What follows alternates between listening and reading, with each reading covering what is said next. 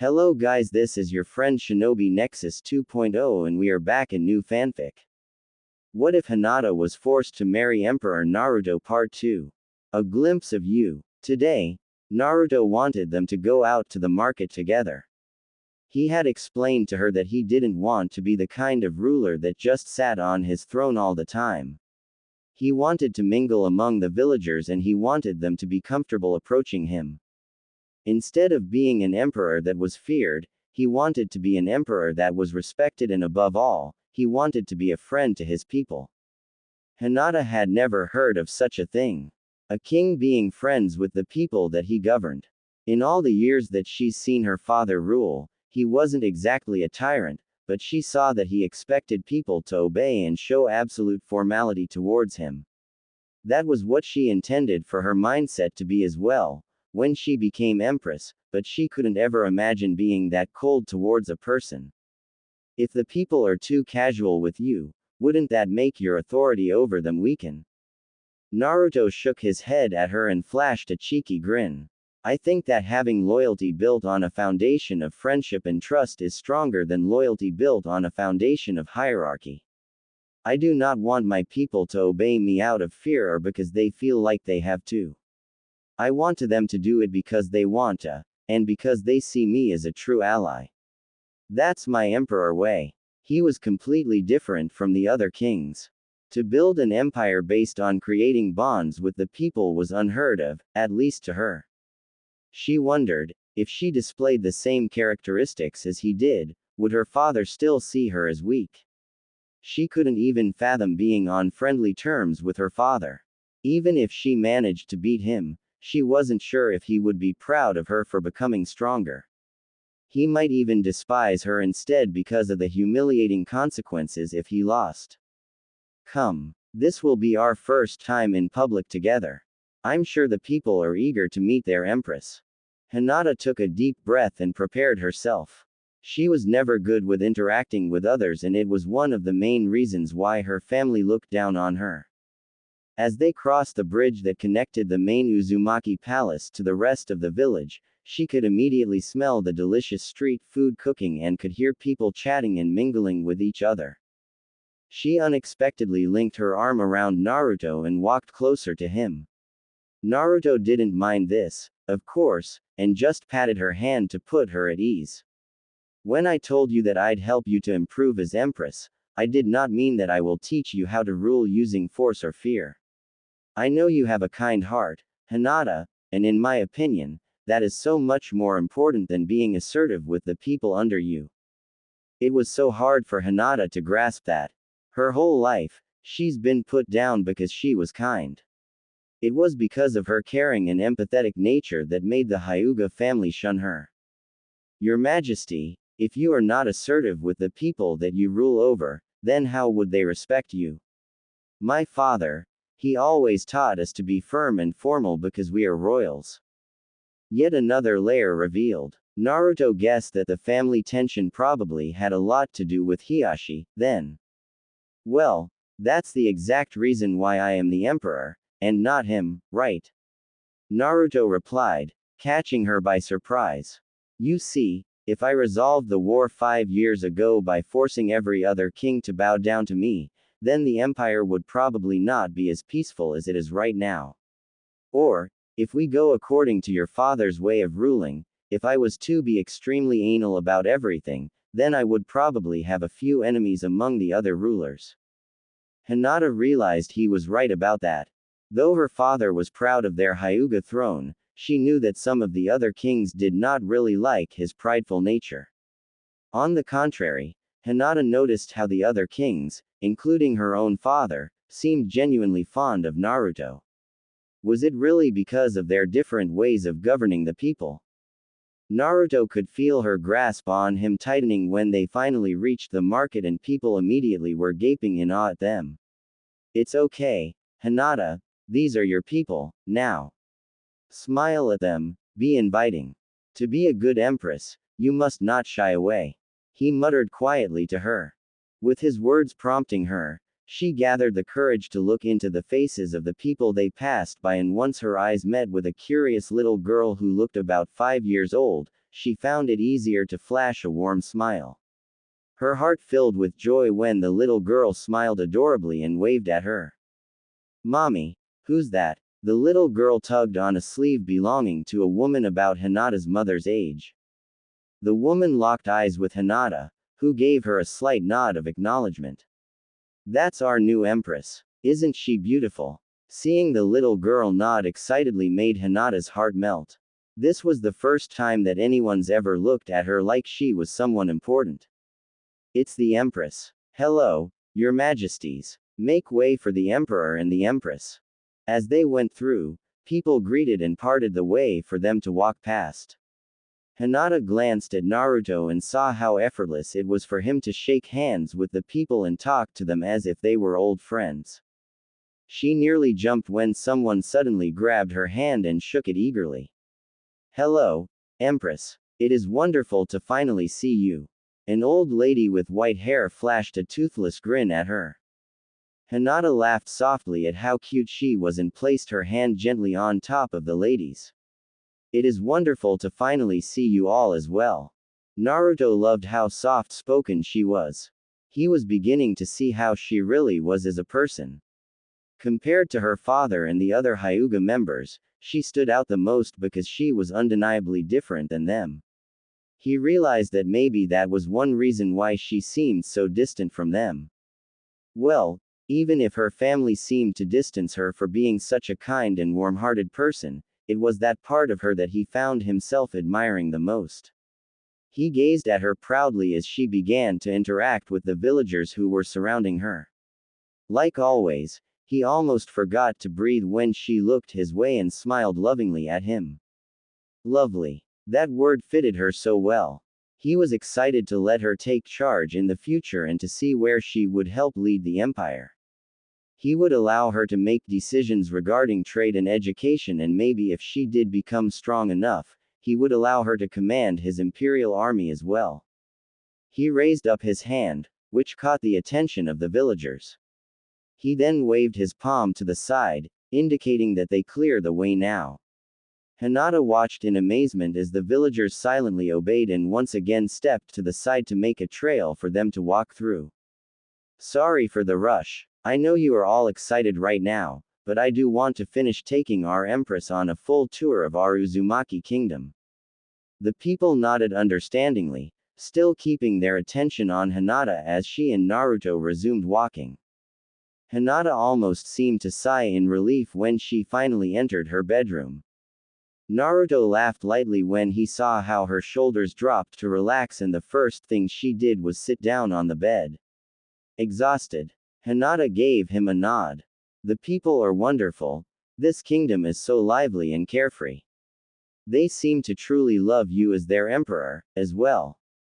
They're already fond of you, too, Hinata. I can only imagine how much the Hyuga people love you." Hinata averted her eyes down to the floor. "Well, I wouldn't really say that." Naruto raised an eyebrow at her expression. He was dying of curiosity to know how her life was like in the Hyuga kingdom. She seemed broken, almost. He felt the need to just embrace her continuously to comfort her, even though he didn't know what her troubles were. He let out a small sigh and went over to their walk-in closet to take off his heavy garments. He was surprised to feel a pair of small hands rest upon his arm and turned to see that Hinata had gotten off the bed and followed after him. "Let me, Your Majesty." Hinata replied quietly as she unbuttoned the first layer of his shirt. Naruto stayed put, letting her tend to him. He fixated his gaze on her face and realized that she was beginning to be more comfortable around him. "Hinata, would you mind telling me how your childhood was?" Hinata nearly froze at his question. How could she tell him that she grew up with nearly everyone looking down on her? It was too embarrassing. She bet that he had a great childhood and was deeply loved by his parents and family. "My childhood is not worth listening to, Your Majesty. I wouldn't want to waste your time." Naruto took a hold of her hand that was unfastening the last button and he brought it up to his lips, placing a light kiss on her knuckles. "You are not a waste of time. Don't ever say that, Hinata." Hinata just shook her head at him. Your childhood must have been amazing, for you to become such a great emperor. I am the first princess to the Hyuga throne, but I am far from what a royalty should be like. It suddenly occurred to Naruto that she knew very little about him as well. Here he was, trying to pry open into her personal life when he did not even offer a glimpse of himself first. Well, I wouldn't really call my childhood amazing.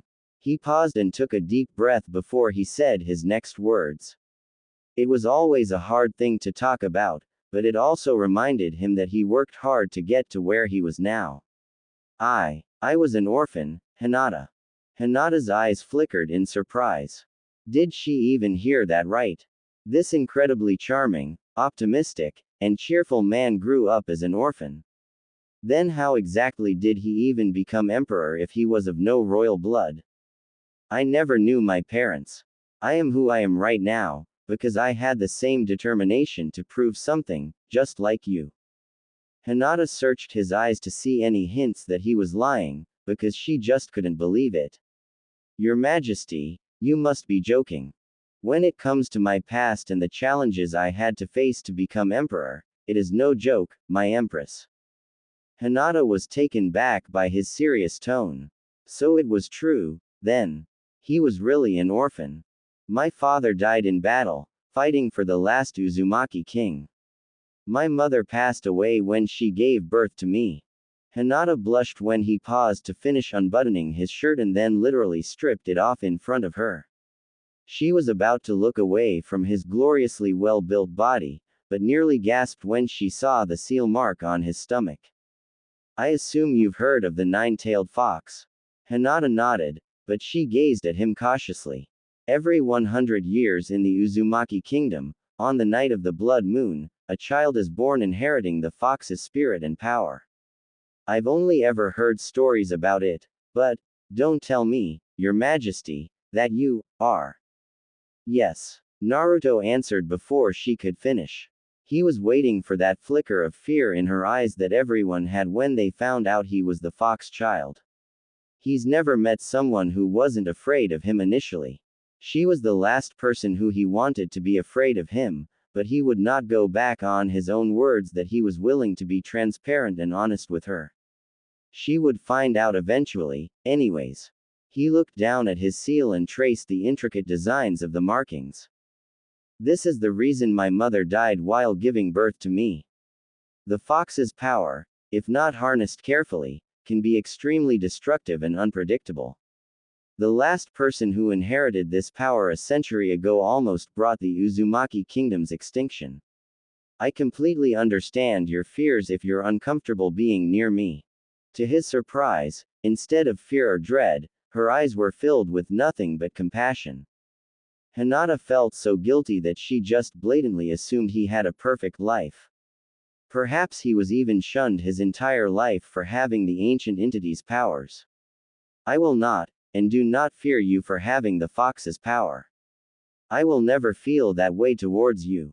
You have been nothing but kind and generous towards me, and I don't believe that you are a monster or a tyrant.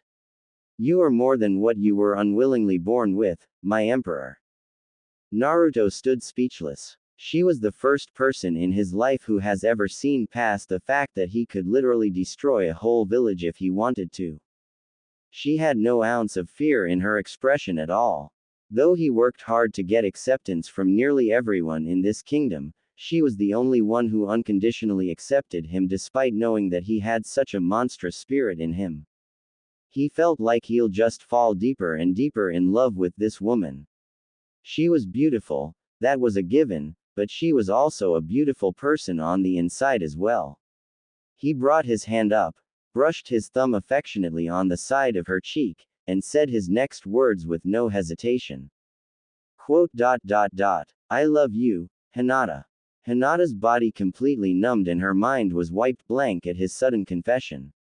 Though she knew he obviously had feelings for her, this was the first time he said the actual words. It echoed in her ear, and made her heart race like crazy. He loves her. She didn't know what to do or what to say. To be loved, she's never known what that felt like.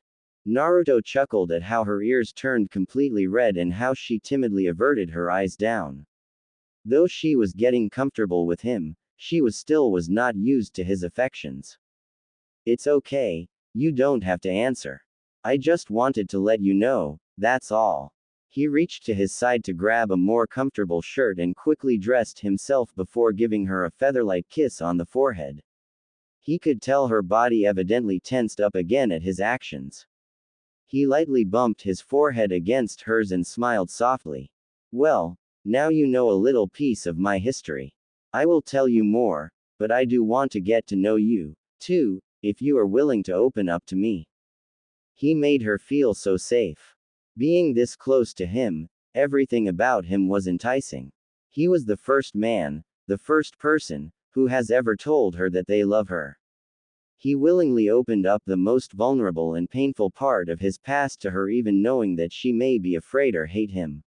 She was still uncomfortable talking about herself, but she figured that she might as well make an effort to meet him halfway. Your Majesty. She pulled away slightly so she could get a good look at his face. My family, they despise me. Naruto narrowed his eyes. Why in the world? No. How in the world can anyone ever hate someone as wonderful as her? Hinata, I'm sure there is a misunderstanding between you and the Hyugas. They are your own blood. To say they hate you is kind of a strong statement. No, to say they hate me is an understatement, Your Majesty. Hinata shook her head. The Hyugas value strength, assertion, boldness, none of which I have. In terms of fighting, I cannot even defeat my own little sister.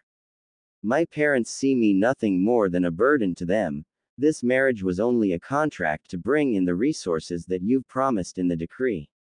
It was an opportunity to get what they wanted to supply their kingdom, while at the same time, getting rid of me, their useless daughter.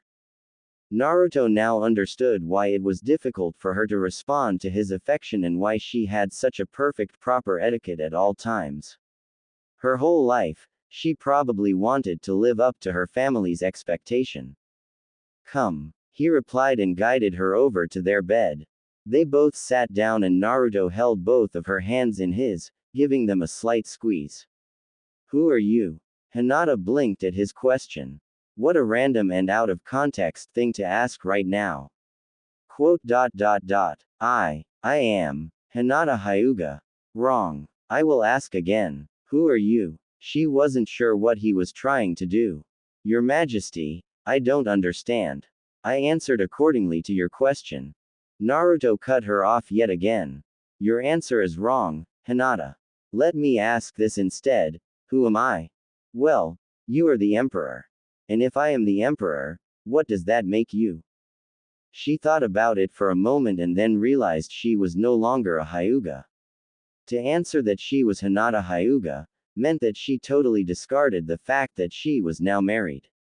She was an Uzumaki, now. A ruler. An empress. Wife to the king of a whole empire. Her priorities as a princess now shifted to being the queen over all queens. She raised her head to meet his gaze and felt like she would forever be thankful to have him as her husband. I am Empress Hinata Uzumaki of the Uzumaki Empire. Naruto's lips formed a proud smile. The Hyugas value strength, assertion, and boldness. You showed strength when you willingly admitted your weaknesses, asked to improve, and did improve. You showed assertion when you firmly told me that you will not answer to my feelings until you have reached your goals, and I fully respect your decision.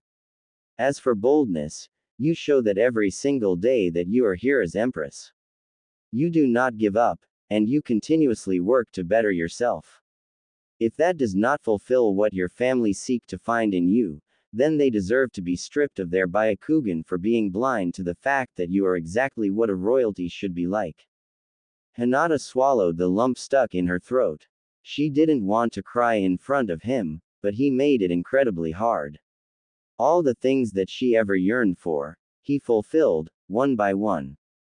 Her heart has never felt this content before. She felt like she just wanted to embrace him right now and weep in his chest. Your Majesty, may I sleep closer to you tonight? Well, damn. Talk about being bold. Naruto flashed her a cheeky grin and a tint of pink appeared on his cheeks. You sure know how to wrap me around your little finger, don't you?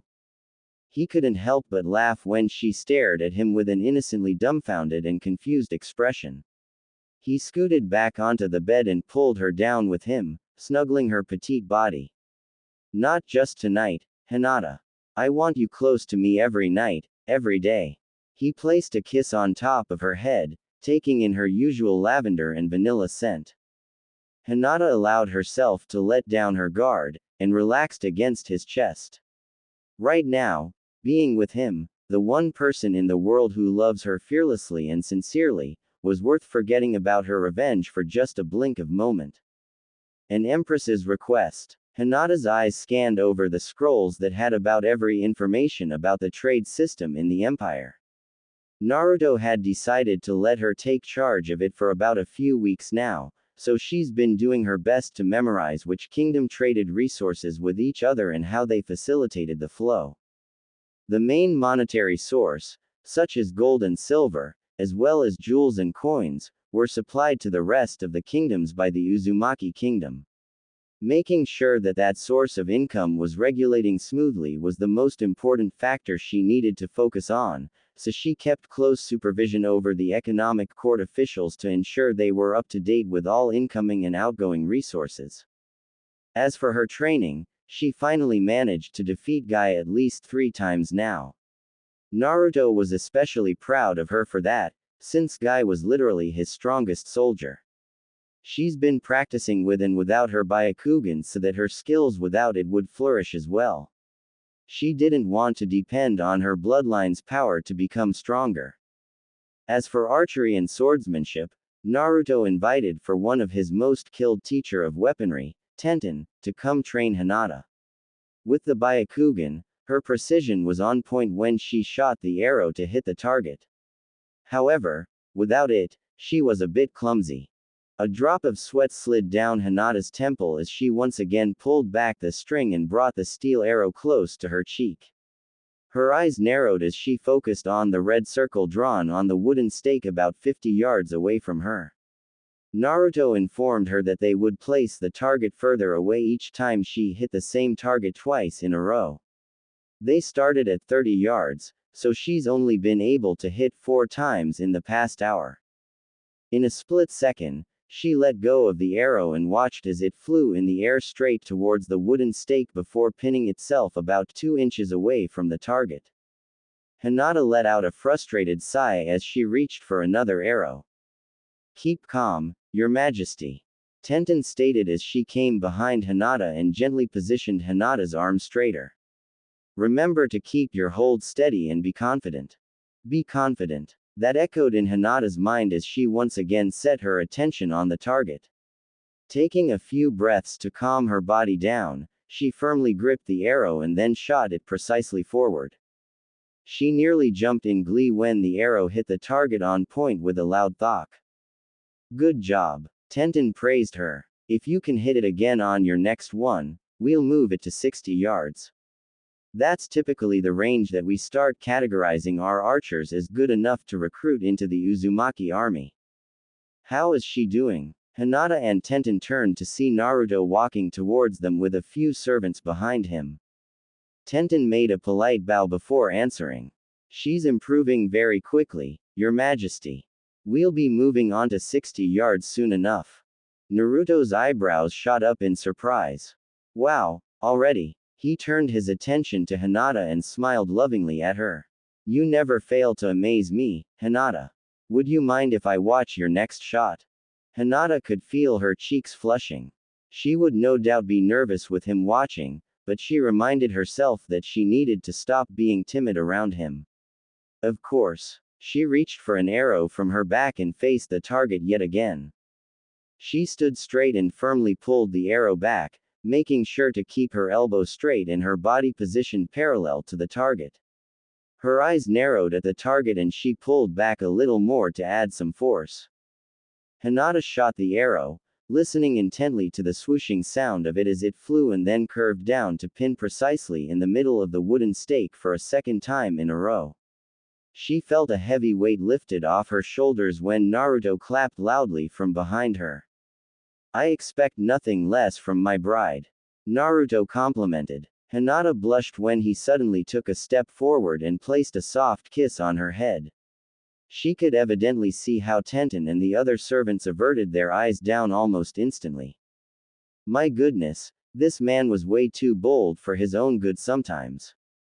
Naruto wasn't oblivious to the fact that her face turned red and how the others hid their gaze, so he just chuckled at their reactions. I think that's enough training for today. I forgot to tell you, tomorrow will be Prince Sasuke's crowning.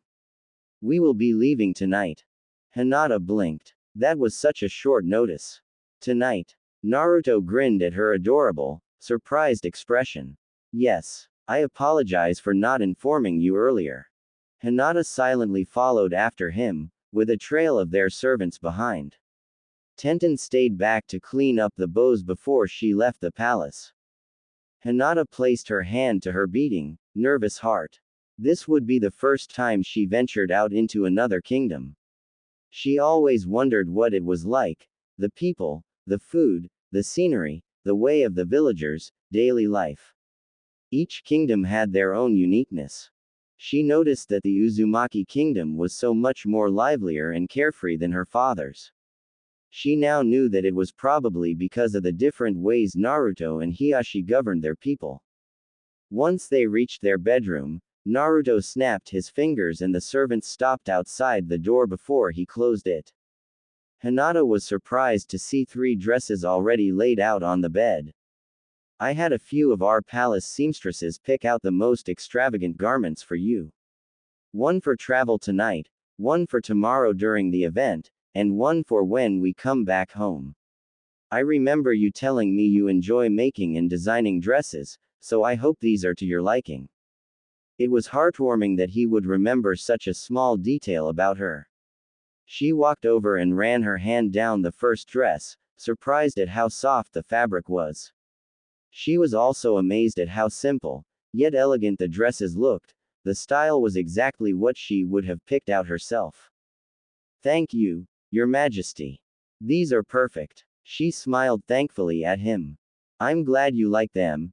Come now, we must leave before the sun sets. Hinata peered out the window of the carriage to observe the scenery. They were traveling on a narrow mountain road right next to an ocean. This was the first time she's ever seen such a huge body of water. She's only ever seen small streams and rivers in the Hyuga kingdom. It was unbelievable that such marvelous beauty like this existed. It also made her realize that she's been extremely closed off to the outside world. Her conservative nature and compliance with spending almost her whole life inside the Hyuga castle has kept her prisoner from seeing what the world had to offer. Have you never seen an ocean before? You're staring at it like it's the most amazing thing ever. Naruto laughed softly. Hinata nodded eagerly at him. It is incredible. Will it be often that we get to travel to other kingdoms and villages? I wouldn't mind seeing more of the whole empire. If that is what you wish, I will gladly take you to explore. Naruto's heart swelled at the look that she gave him. Her gaze seemed like she absolutely adored him right now. Is there something on my face? He grinned cheekily at her and could feel his cheeks flushing. Hinata was beginning to realize that he had a rather cute side to him. He always flashed that smile and did that chuckle when he got embarrassed. I was just thinking, how lucky I am to be your bride, that's all. Ever since being with you, you've opened my eyes to new experiences and such exquisite beauty in the empire. I can say for the first time in my life, that I am beginning to know what happiness and freedom truly feels like. Naruto reached for hand and brought it up to his lips, placing a light on her knuckles. Hinata, I will always, to my best effort, place your happiness as a priority.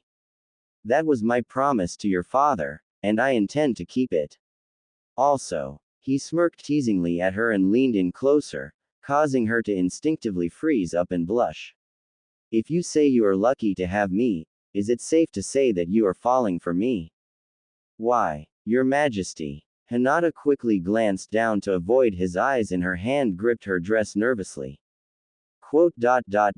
I was merely expressing my gratitude and in no way did I mean to get your hopes up.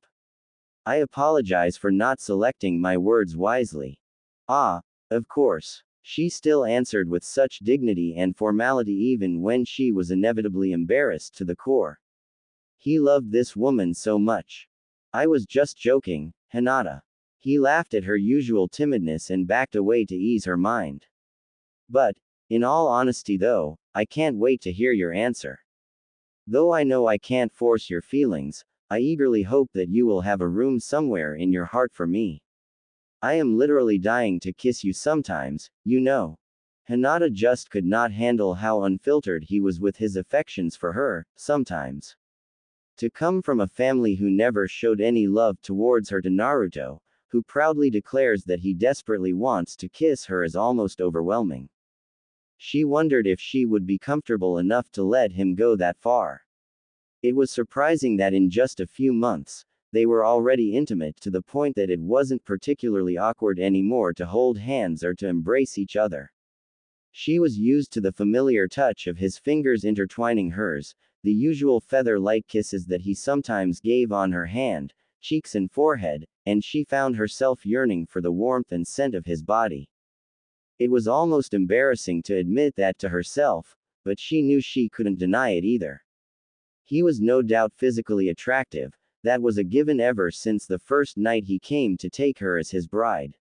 However, now it was a different kind of attraction. There was just something so alluring about his charm and aura. Though she told herself she wouldn't fall in love with him, she had to be honest, he was making it incredibly hard to resist. She was abruptly torn from her thoughts when the carriage came to a sudden stop. Are we here, already? Naruto raised an eyebrow and peered out the carriage window. A grin slowly graced his face. I guess time just passes by quicker when we're together, huh? The carriage door opened to reveal Kakashi, who did a slight bow to them. Your Majesties, we have arrived at the Uchiha Palace. Hinata marveled at the beauty of the place, thinking that it was almost comparable to Naruto's castle. Much to her surprise, the front doors of the palace opened to reveal King Fugaku and Queen Makoto, followed by Sasuke and Sakura and a number of court royals. You've arrived. What a splendid sight it is to see you, Emperor. Fugaku greeted as he and Naruto exchanged bows to each other. Likewise. I wouldn't miss Sasuke's crowning if my life depended on it. He is my best friend, after all. Naruto made a slight nod to Sasuke, who merely smirked back. Hinata realized that she barely even scratched the surface about Naruto. She knew now that he grew up as orphan, but he spared the details and how he even ascended to the throne. She was curious to know how he and Sasuke became such good friends even though they grew up in separate kingdoms. Her eyes trailed over to Makoto and Sakura and gathering up some courage to break out of her shell, she stepped forward and warmly greeted them. Queen Makoto, Princess Sakura, it is delightful to be here to celebrate such a joyous moment in the Uchiha Kingdom. Your palace is absolutely beautiful. Makoto blushed faintly at her comment and smiled gracefully at Hinata. Oh, my Empress, you are far too kind with your compliments. We are honored to have both you and the Emperor here to join us, we hope the travel here was pleasant. We're honestly ecstatic to have you here, Empress. Ever since the ceremony, I've been excited to talk to you. I have so much questions, if you don't mind me asking, that is. Sakura chirped happily. Hinata was surprised. She's never had someone look so utterly interested in talking to her. Of course, you may ask anything that comes to mind. Well, let's all save the conversations until we're inside. It is quite cold tonight, so I wouldn't want your majesties to freeze out here. Come, we've prepared a dinner. I'm sure you must be hungry after the travel. Fugaku insisted as he guided them into the palace. On Fugaku's right, sat Sasuke.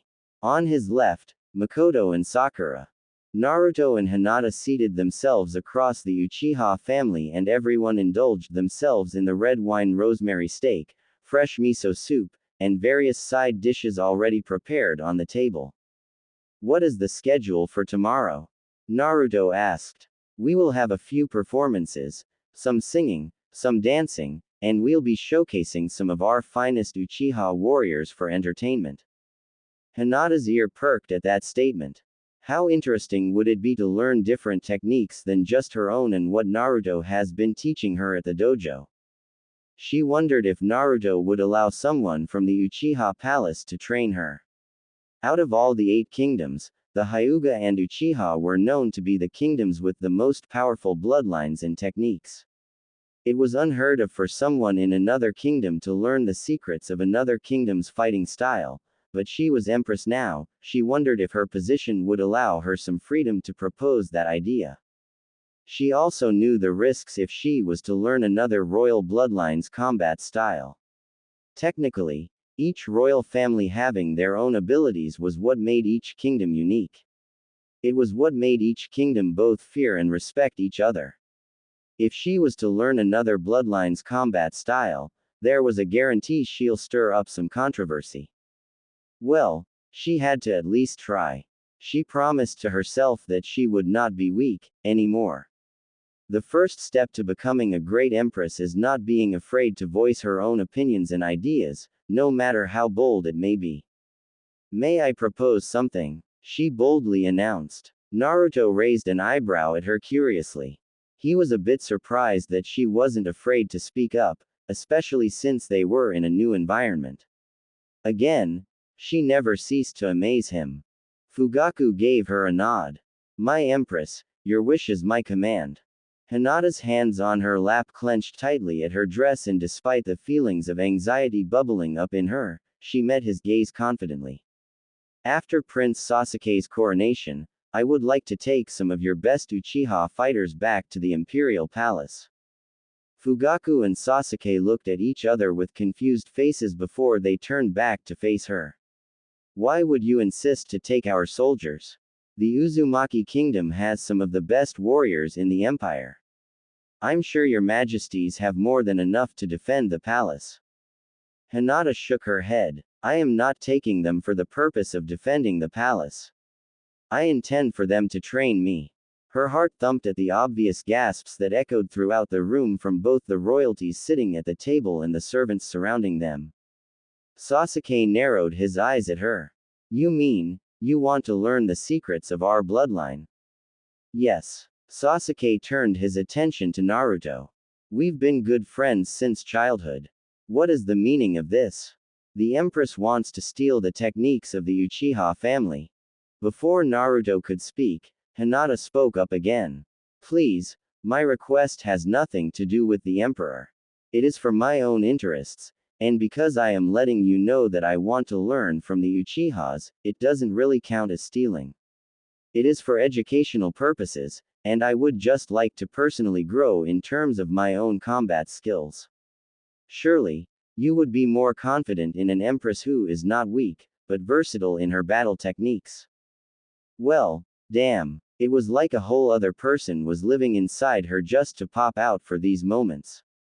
Naruto was beyond surprised that she even had the guts to ask such a thing. For a royalty to ask another royalty to teach them their fighting styles has never been done in the history of this empire. Even he wouldn't dare to ask that. It was simply an unspoken rule. Just as Sasuke opened his mouth to say something, Fugaku put his hands up to silence him. The Empress has a point. It would be more advantaged to have a ruler who is flexible in their combat skills. However, this would be the first proposal in history to learn another kingdom's fighting attributes. Aren't you worried that other kingdoms will oppose this? I've thought about it already. However, if I want to become an empress who you, and the rest of the empire, can rely on, I want to be the best that I can and learn from the best.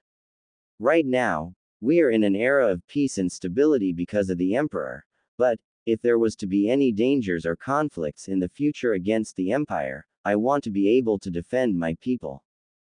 Fugaku glanced over at Sasuke. Well, You are going to be king tomorrow morning. It is your decision whether you want to negotiate this with the Empress or be the first king in history to share our abilities with someone outside the Uchiha household. Sasuke kept his gaze steadily on Hinata, seemingly in deep thought. She was definitely different than who he thought she was. When he first saw her at the ceremony, he expected her to be the quiet and timid type, so he wasn't exactly all proud of Naruto's choice. However, she just might be changing his mind right now. Smirking, he turned to speak to Naruto instead. Actually. I see now that you've made an excellent choice for a bride, my friend. An overly outspoken empress will definitely stir controversy, but I see she speaks wisely and with logic. Consider it done. This will be the first time that our Uchiha techniques will be shared with an outsider. He then shifted his attention to Hinata.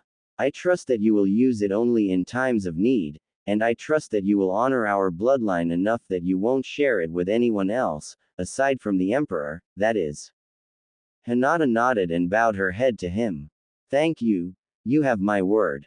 She suppressed the excited smile that was dying to break out on her face. She actually convinced a prince, well, technically, Sasuke would be king tomorrow, to agree with her proposal. She knew there would far more challenging negotiations in the future, possibly with other kingdoms, but this would be a great start. In all honesty, this was quite fun. She now saw a glimpse of what she was missing this whole time that she shied away in the Hyuga castle. To be able to speak confidently to another noble and have them listen to her instead of looking down on her was pure bliss. She felt Naruto's hand gently placed over hers. She turned to see him smiling affectionately at her and his approving eyes indicated that he was so proud of her right now. Hinata turned her hand over so that she could entangle her fingers with his. Well, she couldn't take all the credit for her growth, he was the main reason why she even had the courage to break out of her shell. She felt so undeserving of his love for her. She knew that in about 6 months, she would have to answer to him, she just wasn't sure if she would be able to give him the answer he desired. The next morning came all too soon. Hinata was seated next to Naruto in the royal booth hovering above the outdoor stadium. There were noticeably hundreds of people flooding in already and their chattering echoed loudly throughout the stadium. So, tell me, how did you and Prince Sasuke become best friends? She asked curiously. Naruto crossed his arms and leaned back against his chair.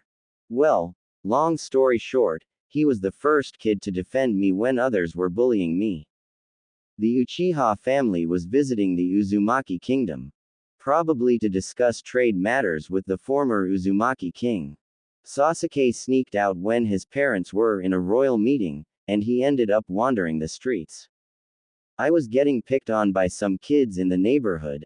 At that time, Kakashi wasn't home, and I tend to go out on my own to cause mischief.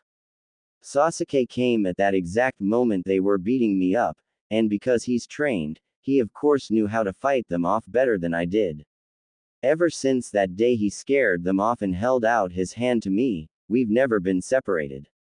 I was surprised his parents let him come visit often despite knowing who I was and what I was born with. Hinata's eyebrows went up. That means you've been acquainted with his parents since childhood. Yes, I've known the Uchiha family for almost 15 years now. Wow, Hinata definitely knew little about his past. She never would have thought that Naruto knew the Uchihas for that long, no wonder he was always so casual around Sasuke. People of the Uchiha kingdom, it's been an absolute pleasure being able to govern as your ruler for the past 25 years. It is time, as tradition, for the heir to come forth to claim his rightful place as the next king. I confidently and proudly announce that Sasuke Uchiha, my only son and heir to the throne, will continue the legacy to guide this kingdom forth in peace and stability as part of the 8 kingdoms under the Uzumaki Empire. Thundering claps and roars of cheers filled the stadium as Sasuke stepped out to face the enormous crowd. He came next to Fugaku and knelt down on one knee, bending his head down. As I step down as king and place my crown on your head, I trust that you will guide this kingdom to prosper and grow in the future. Fugaku reached for his crown, and with both hands, he gently displaced it from his head and hovered it over Sasuke's. Citizens of the Uchiha Kingdom, I present to you your new ruler, King Sasuke. With that grand announcement, Fugaku placed the crown on Sasuke's head, officially making Sasuke the new king. Hinata couldn't help but adore the insanely proud look Naruto had on his face as Sasuke got up to face the chanting crowd. Man, to see my best friend become a king and to know he will be a great one is such an inspiring feeling. Hinata reached over and held Naruto's hand. Well, he had you. I think that you two inspire each other and bring out the best of each other. I'm glad we are able to witness this moment in history. Naruto nodded and affectionately squeezed her hand in his. After the official crowning of Sasuke, the stadium stage was filled with entertainment and performers, as Fugaku had mentioned. Hinata was particularly interested when the Uchiha warriors were on stage showcasing their skills. She knew that they were especially skilled with fire and illusion techniques in battle, but actually seeing it in action was far beyond what she imagined.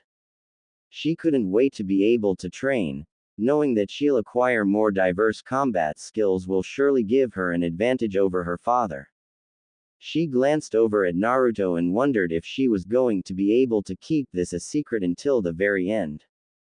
To be honest, she felt so guilty about keeping quiet about it. He opened up to her and genuinely confessed that he loves her, and yet, she still couldn't muster up the courage to tell him that she will be challenging her father in just a few months. There was a slight change of hope that he'll support her for standing up for herself, but another part of her was afraid that he might change his feelings towards her if he knew. Maybe he'll think she's naive, maybe even unfit for the throne for doing such a disgraceful thing. She knew that challenging her father would probably be the biggest mistake of her life if it went wrong, but if there was just a glimmer of hope that she could prove her father wrong, she'll take the chance. After the grand coronation, the prestige guests and nobles were invited for a grand lunch buffet and an after-party in the Uchiha dining room. Hinata clung onto Naruto's arm as they navigated through the crowd. You're holding my arm pretty tight there, Hinata. Naruto leaned down and whispered. Hinata immediately loosened her grip. Sorry. I'm just adjusting. I've never been surrounded up close by this much people, not even at our wedding ceremony. Yay! The whole Uchiha kingdom is practically invited here today. Just bear with it for a little while longer, okay? We'll be heading home by sunset. Naruto tapped her hand comfortingly. His eyes darted around the crowd and spotted Sasuke and Sakura busy talking to some of the court members and other guests. Hopefully he remembers that some of his warriors are coming with us tonight. Naruto chuckled. By the way, I was surprised at how you handled that yesterday. I would have never guessed that you would be brave enough to ask to learn the Uchiha's techniques. Even I wouldn't dare to ask. Hinata simply smiled at him. Well, I wouldn't have had the courage to ask if you haven't taught me to be confident. No, Hinata. I can give you as much advice and inspiring memos as I can, but the ultimate decision comes down to you. I really am proud that you were able to firmly state what you want. Hinata blushed. He was always so encouraging and lifted her spirits up. When she really thought about it, she owed him her life. He's done nothing but support her since day one and loved her with every sheer ounce of his being. The thing was, even if she ended up falling for him in the end, how would she even know? She never knew how it was like to love a man, she wasn't exactly sure how it was supposed to feel like.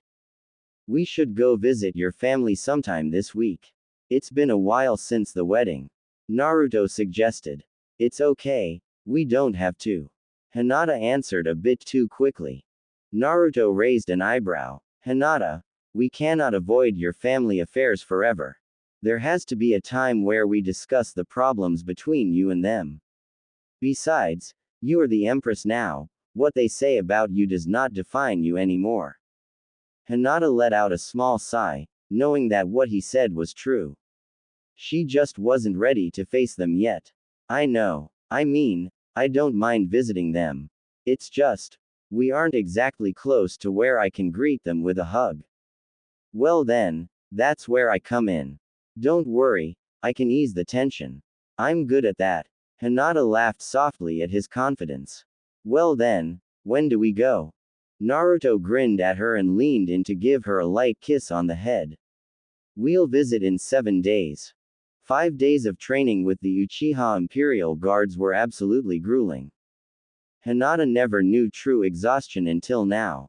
Fire techniques were not in her field of expertise, so learning how to control the heat energy that came out of her body was challenging.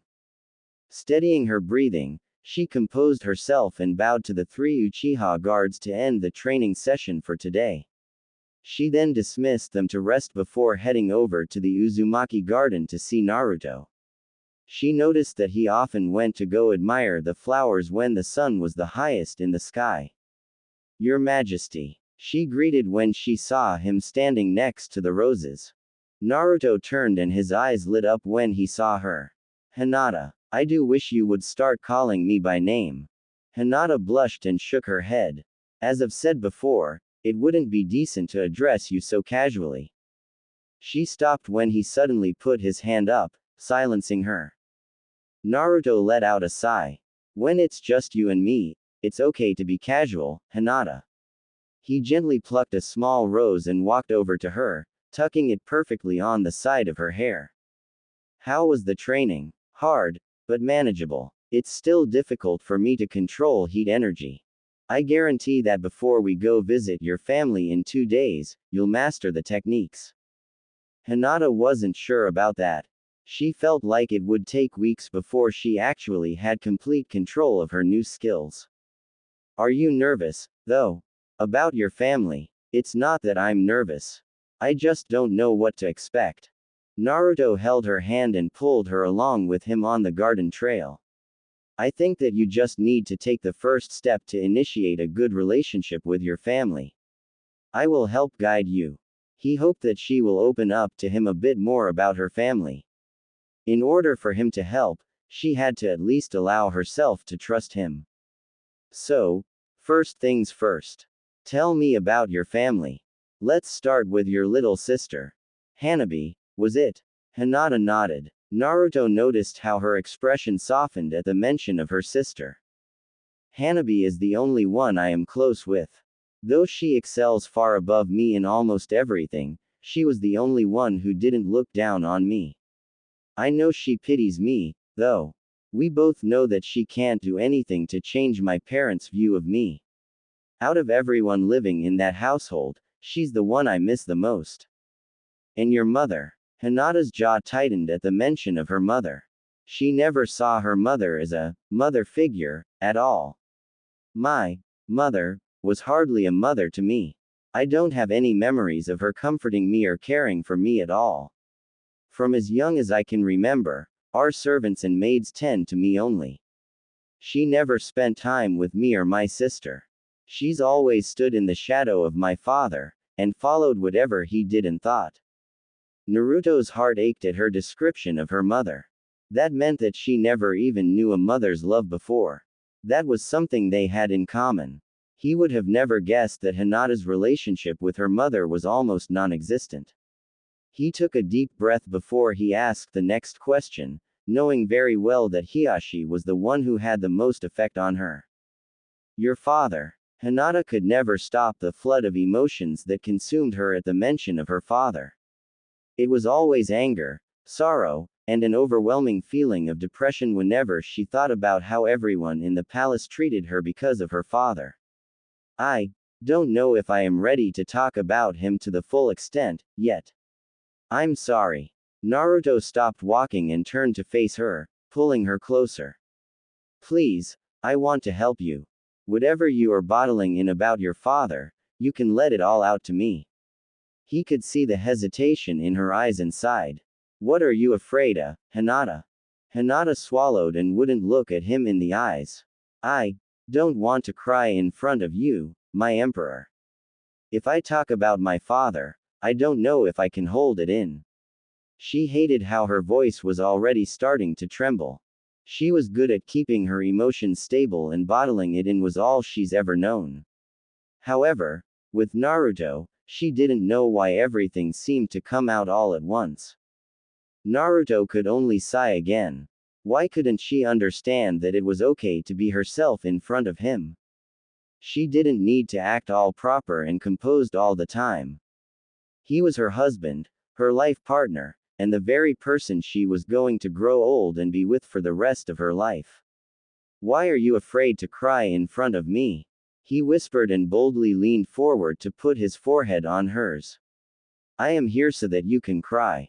I will be here to wipe every single tear that falls from your eyes, Hinata. The love that your family never gave you. I am here to give you that love 100 times more. Damn it. He always knew what to say. Before the tears dropped from her eyes, she leaned forward to bury her face in his shoulder. Naruto wrapped his arms around her and his heart shattered at how she trembled, as if the sorrow from her heart completely overflowed to the rest of her body. You can let go, Hinata. It's okay to cry. He finally heard her let out a quiet whimper and felt her hands grasping his shirt tightly. He couldn't even fathom the pain she was feeling. Sure, he grew up being teased and looked down upon as a child because of his fox powers, and never knew his parents, but in the end, he had Kakashi there to fill the void of a loving family. Hinata, on the other hand, had her family there right in front of her, but lived as if she was a true orphan, knowing only neglect, silence, and cold shoulders for the past 20 years. He promised that from now on, he would do whatever it takes to heal her brokenness. He pulled away to take a good look at her, but she still refused to meet his gaze. Hinata, look at me. Naruto muttered softly, lifting her chin up.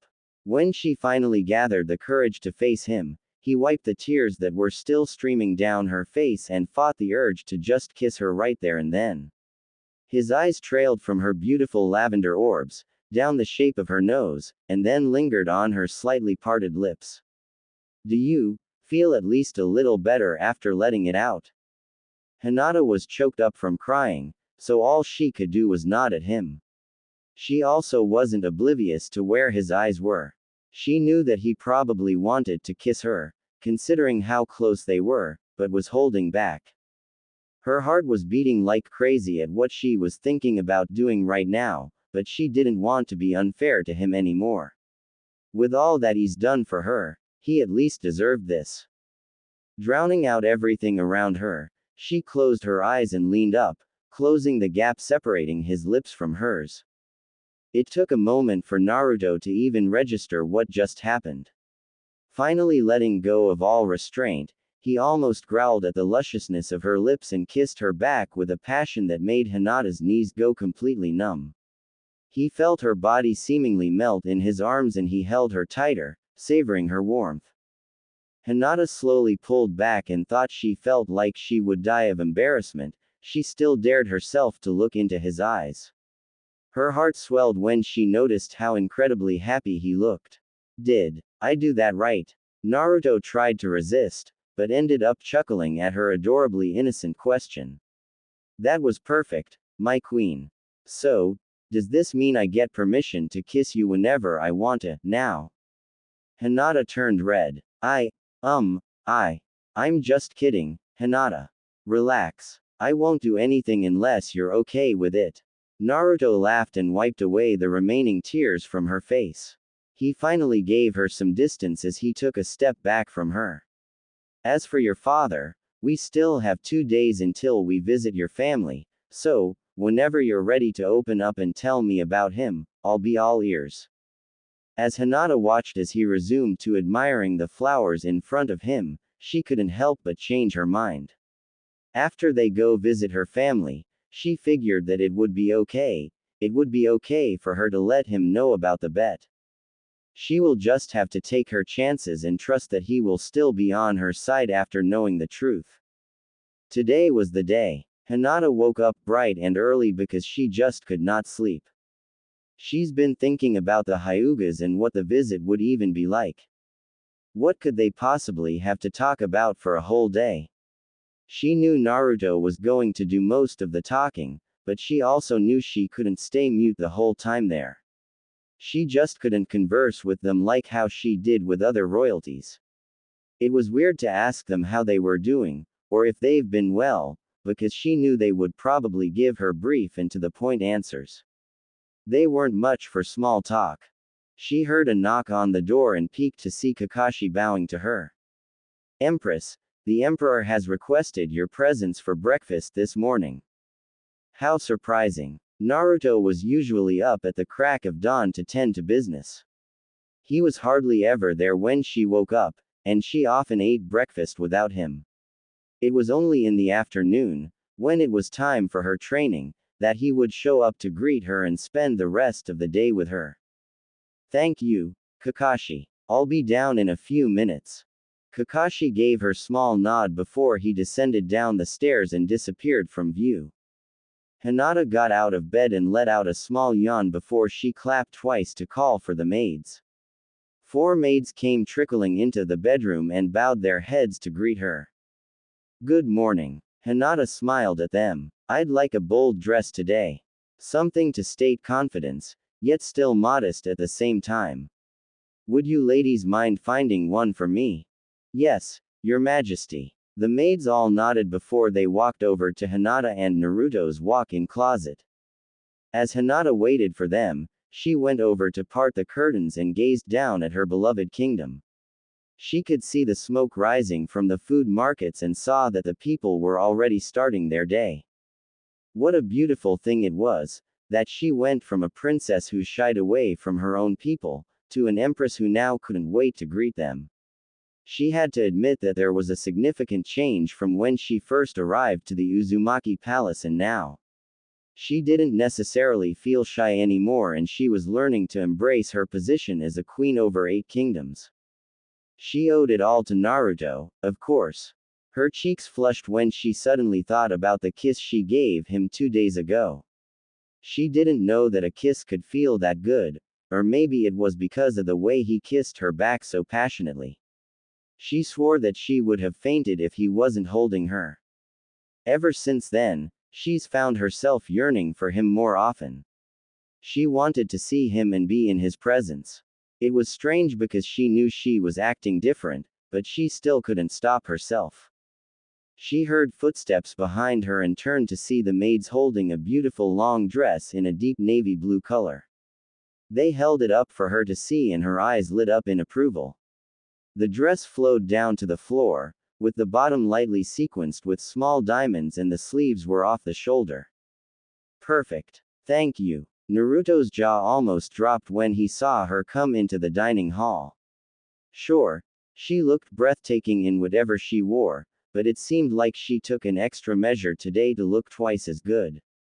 What's the special occasion? You look amazing, my love. Hinata blushed at his compliment. Well, we are visiting my family today. I should at least put a little effort into it. Naruto nearly scoffed and shook his head. You don't even need to put effort, Hinata. You could be absolutely flawless wearing just one of my sleeping shirts. He chuckled lightly at her timid expression as she took her seat next to him. So, why did you decide to have breakfast with me today? Are there no matters to attend to this morning? Hinata asked curiously. At the wave of his hand, one of the chefs came out with 2 plates and placed it in front of them. Hinata's stomach grumbled when the delicious smell of the teriyaki glazed salmon and freshly steamed rice hit her nose. Well, it just hit me earlier when I was looking at the food market revenue of the kingdoms that I don't spend enough mornings with you just enjoying a simple breakfast together. You know, small moments like these might seem irrelevant, but when we look back 50 years later, it will become one of our favorite things to do. Hinata never even thought about that. He was right though, small moments together like this was what made quality time so special. She wondered if her parents ever shared these special moments. It then dawned on her that maybe her parents never showed her any affectionate love because that was what they were taught their whole lives. Maybe growing up, her father was groomed to become a king, so he had to shape his personality accordingly to what was expected of him. Maybe her mother was taught to be a proper noble woman who lived to appease her husband because she was fated to become betrothed to either a king or a nobleman. Maybe they never even knew what it was like to be in love. They never knew how it felt like to indulge in and enjoy each other's company. They just grew up with a strict childhood, married each other due to royal ties, and had children to continue the bloodline. Love, affection, warmth, all the things she ever yearned for, her parents might have never gotten the chance to even experience it. So how could they show it to her when they didn't know how to? It never occurred to her that that was the case. If what she was thinking was actually true, then it raised the question, did she even have a right to be angry at her family? She turned to look at Naruto and gazed at him for a moment, slowly coming to a conclusion on her fate. Out of anyone that he could have chosen, he chose her. She was the Empress of the 8 Kingdoms. Now that she has such a powerful title over her father, it gave her an advantage. Maybe it was fate that she became Empress so that she could slowly warm the hearts of the Hyuga household. She could help them change, just like how Naruto has helped her to change. How nostalgic it was to see the Hyuga palace again. Hinata gazed out the carriage, her eyes glued to the castle door to see if her family would come out to greet them. Surely, they have received the message that she and the Emperor were visiting, and knowing her father, he wouldn't miss an opportunity to welcome the Emperor in. They stopped at the entrance of the beautiful carved wooden doors and as expected, it opened to reveal Hiashi first, followed by her mother and Hanabi, then the court members. Naruto stepped out first and reached out his hand to her to help her off the carriage. Emperor, it is absolutely an honor to have you here again. Hiashi greeted as he made a small bow to Naruto. The honor is mine. It's been 6 months, so I figured it would be nice for Hinata and I to pay a visit. Of course. We are happy to see our daughter again, she seems well cared for, just as you've promised me. Hinata was a bit taken by surprise by her father's words. They were happy to see her. That was an interesting and totally out of character thing for him to say. Come, let us discuss matters of the kingdom. I haven't had the chance to thank you for the generous gifts you have bestowed after the wedding.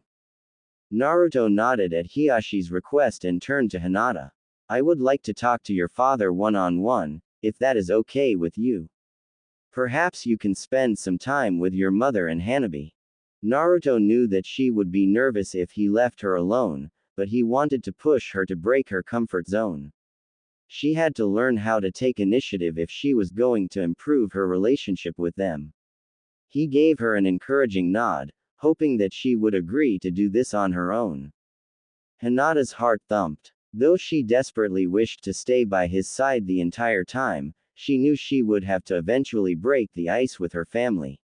She wasn't going to waste all those times where he's taught her about confidence. Of course. She forced a smile at him and watched with a weary heart as he and her father left to the Hyuga Gardens. She took a deep breath and shifted her attention to her mother and Hanabi, and the trail of court members behind them. Well, she was the Empress. If both the Emperor and the Hyuga King were gone, it would only make sense that she held the upper position here. She looked over to the court members and waved her hand to the side in one swift motion. You all are dismissed. Please allow some privacy for us. She could see a flicker of surprise in almost everyone's eyes at her firm tone of voice. She raised an eyebrow when the court members all stole glances at each other and at Hinata's mother, unsure of what to do. She then realized that they were all so used to her silence and shy demeanor that it was almost shocking to take an order from her. Boldly, she took a step forward and narrowed her eyes at them. It was almost offensive of how hesitant they were to listen to her. Must the Empress repeat herself? Wow. Referring to herself in third person was strangely empowering. With that statement, the court members all swallowed the lump in their throats and bowed. Yes, Your Majesty. They replied in unison before they turned around and walked back through the palace's front doors. I see you've made improvements to yourself. Her mother finally spoke up. Hinata tried not to take that personally. Yay, you seem really different, Hinata. In a good way. Hanabi's eyes traveled up and down her attire. By the way, the Emperor has been treating you well, hasn't he? That dress is definitely not one you could find in this kingdom. Isn't it beautiful on her, mother? Hanabi gleamed at their mother. Hinata's mother stayed quiet for a few moments, but eventually gave an approving nod. Well, of course, the Empress must wear nothing less than the best in the kingdom. Come, we should talk inside. So tell us, Hinata, how is it like in the Uzumaki Palace? Hanabi asked as she led them back inside towards the grand dining hall. It's wonderful. The palace is enormous, carved from the finest marble and jewels. It also has a garden at least 3 times larger than the one here. I'd love to take you to see it one day. And how is the Emperor? He is incredibly handsome. Hanabi, watch your mouth. Don't spew such openly flirtatious comments like that, especially when the Emperor is your sister's husband, now. Their mother scolded and scowled at Hanabi. Hanabi sighed and almost rolled her eyes, but composed herself and nodded instead. Yes, mother. Hinata could only laugh lightly at her sister's audacious attitude. She knew that if Hanabi at one point wanted to rebel her position as a princess and just go rogue, she could totally do it. Hanabi's bold personality and her willingness to take risks is what made their father so fond of her. He always praised her for her strength in combat and also in conversations. One could never grow tired of talking to Hanabi. She always knew how to keep an audience interested, whether it be a casual or formal discussion. Taking their seats at the long dining table, Hinata glanced at her mother, thinking of something to say. She and her mother never conversed much, so it was always hard to initiate a conversation. Mother, how has the kingdom been prospering with the supplies from the Emperor? The kingdom was always a topic that Hinata knew she could talk to her parents about. It was sad that it always the only thing they talked about, though. Well, that was going to change today. She was determined to at least make some progress in her relationship with her mother. Splendid. We are thriving more than ever, thanks to the generous gifts of the Emperor. Our people have never been happier with the extra supplies of food and agriculture. Your father did well distributing to the citizens so that each family had rations appropriate to their household size. What about you and father? Have you two been well?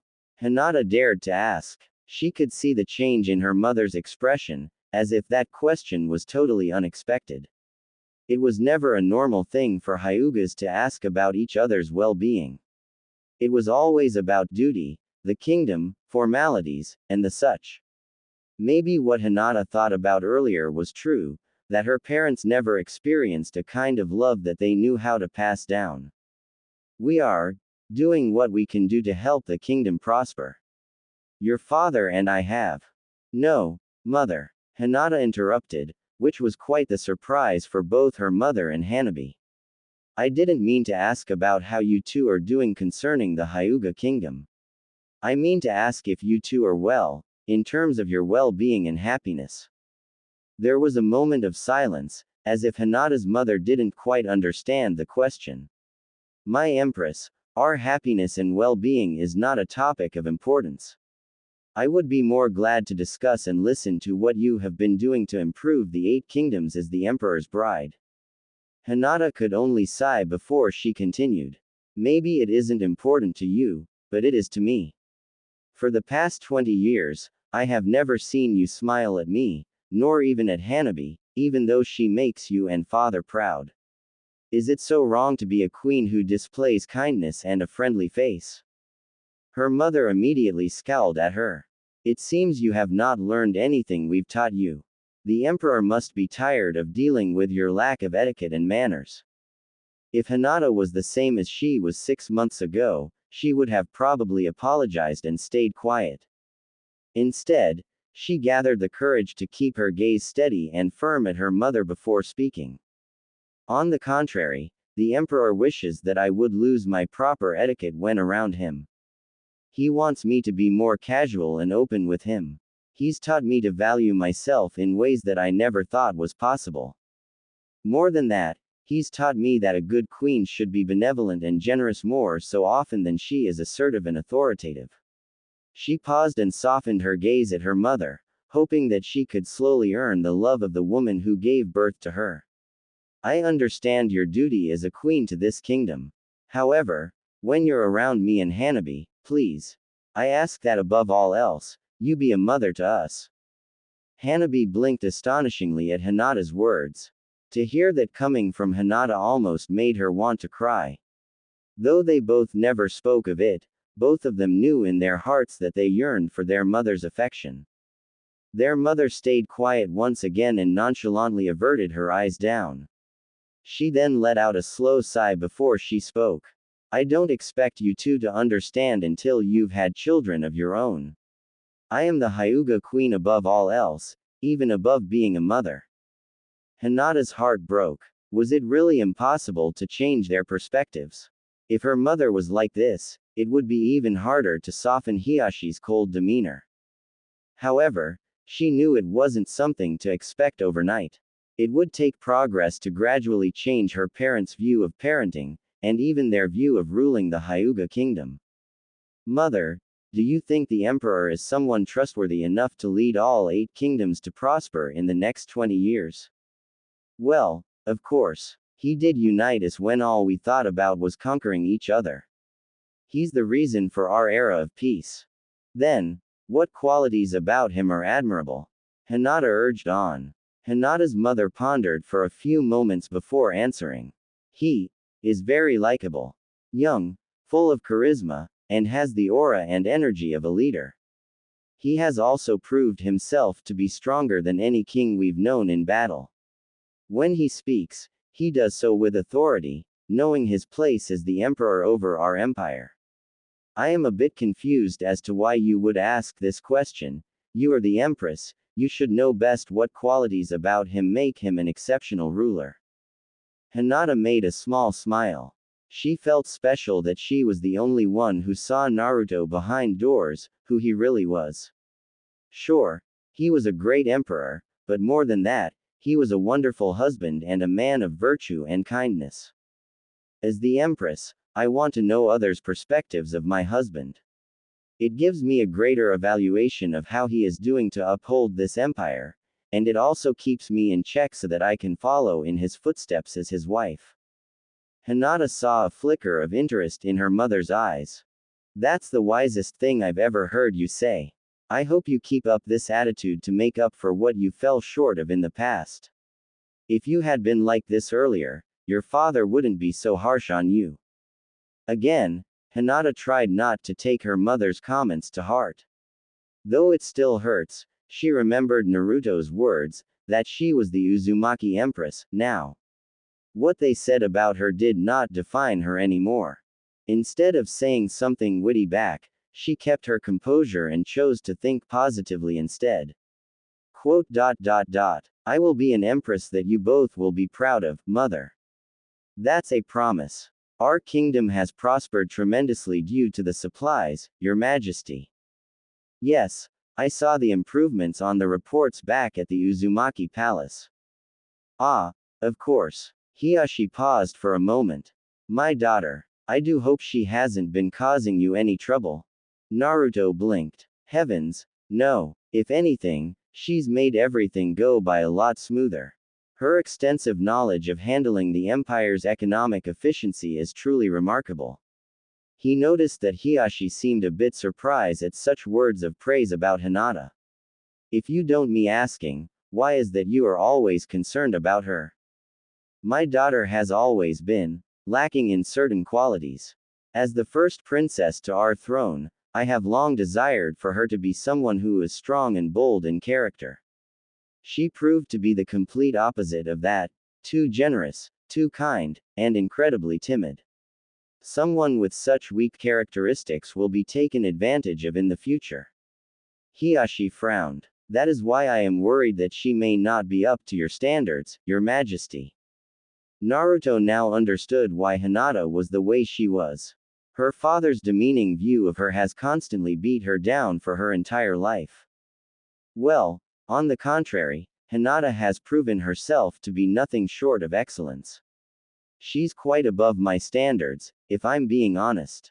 She learns quick and is observant of how we do things in my palace. I have put her in charge of the trade system, so she's been facilitating the monetary flow between the kingdoms. I can say with confidence that she is exactly what this empire needs. Hiashi raised an eyebrow. Interesting. In all my years of observing her, I don't even think that she is fitting to be of royalty. I'm surprised you would even put her in such a vital role. I understand that she may not meet your expectations, but she really is incredible. I put her in charge of the trade system because I trust in her abilities. Also, with all due respect, I do hope that you can try to see the positive things about her. She is, after all, my wife now, and she is the empress of this empire. I would like you to speak of her with more respect. Hiashi cleared his throat lightly and bowed his head. Of course. I apologize if my words were a bit harsh. They continued to walk along the trail, lined with marble stones and lavender flowers swaying along with the light breeze of air. Lavenders remind me of Hinata. I'm surprised you have so much planted in this garden. Hiashi slowed and glanced down at the purple flowers. Well, that's the precise reason why I had them planted. That took Naruto by surprise. You planted them for Hinata. When she was 4, she had mentioned that they were her favorite. Ah, how interesting. So Hiashi could say all the harsh things in the world about Hinata, but then plant a garden full of her favorite flowers. Maybe there was a little soft spot in Hiyashi's heart for her. So tell me. Naruto flashed a smile and crossed his arms. Is there anything about your daughter that you admire? Surely, there must be at least one thing. There was a brief moment of silence. Naruto knew that it was probably not a question that anyone's ever asked Hiashi before. He also knew that Hiashi probably was so used to criticizing all that Hinata did wrong, that it was hard to come up with something positive about her. It was becoming clear now, why Hinata had so much problems with her family. They expected too much out of her. Instead of loving her and encouraging her to be a good princess, they constantly scolded her and harbored such negativity about her. It definitely was not a healthy way of helping her to become what they wanted in a Hyuga daughter. Well, she is academically intelligent. Since she lacks strength in combat, I figured that she could at least be diligent in her studies. I had the best scholars in the kingdom to come teach her just about everything there is to know in arithmetic, history, writing, and science. Naruto was glad that Hiashi was able to at least acknowledge one positive thing about Hinata. He figured he could start probing deeper into Hinata's childhood since they were here. He not only wanted to help Hinata, but he also wanted to open Hiyashi's eyes to see that Hinata was not as weak as he thought she was. What would it take for you to say you are proud of her? Hiashi let out a small chuckle. Your Majesty, what makes you think I am not proud of my daughter? Naruto was confused yet again. You mentioned that she lacks everything you desired in a Hyuga princess. Yes, she is lacking as a Hyuga princess. She is not fit for royalty, as I've said, but I never said she was unfit as a daughter. Oh, boy. In other words, Hiashi does love Hinata, but just not in the way that Hinata wanted. That also means that there was room for improvement. If Hiashi sees for himself how much she's grown in the position of being the empress, Naruto was sure that the tension could be broken. Naruto couldn't wait to tell Hinata this. Maybe, it wouldn't be such a challenge to bring together the Hyuga family after all. Hinata was quite regretful that they only had time to visit the Hyuga kingdom for one day. It's been about 2 weeks since then, but she couldn't help but feel like they could have stayed a little longer. She was beginning to understand why her mother was the way she was. All her mother ever knew was to be a good queen and a respectable noblewoman. Things such as happiness and affection didn't matter. If Hinata could slowly show them the love and warmth that Naruto's been showering on her, she was sure that they will come to acknowledge that there is so much more to life than just following the rules of being royalty. She didn't have much time with her father, since he and Naruto were preoccupied talking to each other most of the time. In a sense, it was a relief that she didn't have time to converse with her father. They've never had a conversation where he didn't lecture her or put her down. As of now, she was heading towards the dojo to start her training for the day. She finally mastered the techniques from the Uchihas, and Naruto had informed her that today's training was special. She wondered who would be training her today. She knew she has improved significantly, but she wasn't sure if all that she's learned will be enough to beat her father. Though, to be honest, she was reconsidering her bet. Was it really worth it to keep it now that she had a deeper understanding of why her parents acted so cold? She remembered she also mentioned that every single person in the Hyuga Imperial Palace will kneel down to her. It wasn't really fair on her part to make the court members, servants, and maids to kneel when she knew that the only reason they looked down on her was because her father influenced them. They probably didn't have any personal ill feelings towards her. She also felt as if her feelings of resentment towards her parents weren't as strong anymore. It would still feel great to have them apologize to her for how they've treated her, but to have them kneel for 20 days in front of her was a bit over the top now that she really thought about it. She will just have to reevaluate where she stands in her relationship with them in the next year. Finally reaching the dojo, she greeted the two guards who stood by the door before they opened it to reveal Naruto standing in the middle of the room. Her heart fluttered when his face immediately lit up when he saw her. She also noticed he wasn't in his usual formal attire, but was instead wearing a more loose-fitting and casual outfit. Your Majesty. Are you training me today? Well, not necessarily train, but I just wanted to assess how much you've learned. I figured that you could take a break from training and enjoy a good sparring session with me. Hinata felt a bit nervous. She hasn't seen the full extent of what he's capable of, so she didn't know what to expect. With the fox's power and the endless rumors of how powerful he was, she was afraid that she might not even be able to lay a finger on him. Hinata, don't doubt yourself. I am not here to judge you. I simply want to see how much you've improved. Goodness, again with the mind reading. She wondered why he always said the exact right thing to calm down the worries that consumed her thoughts. Okay, but I probably won't be able to beat you. Naruto chuckled. Well, that's not the point. Again, this is just an observation of your skills. He urged her to come closer and ordered the guards to shut the door behind her.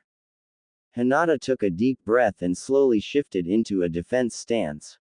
She was a bit confused as to why Naruto just stood there, looking relaxed. Are you ready, Your Majesty?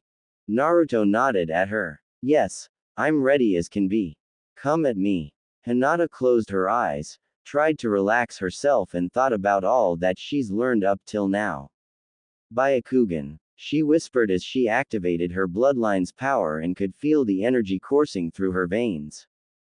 Since he seemed to be waiting for her to make the first move, she dashed towards him in a blink of an eye and tried to kick him off his feet, but gasped when he dodged her swiftly.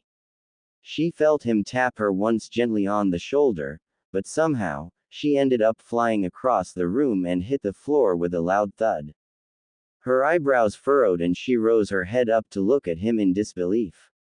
How could you have that much force in such a gentle touch? I can teach you once you've shown me what you're capable of. Naruto replied as he beckoned her to attack once again.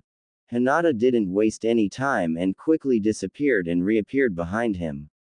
With full force, she raised her arm up to hit him on the back with her palm, but his body seemed to move so flexibly as if he was fluid and all she came into contact with was air. Letting out a small growl of frustration, she continued trying to hit him at close distance, applying everything she remembered about her training with Guy. As fast as she was, Naruto seemed to be 2 steps ahead of her, blocking and dodging with complete ease. Why aren't you attacking back? She narrowed her eyes at him.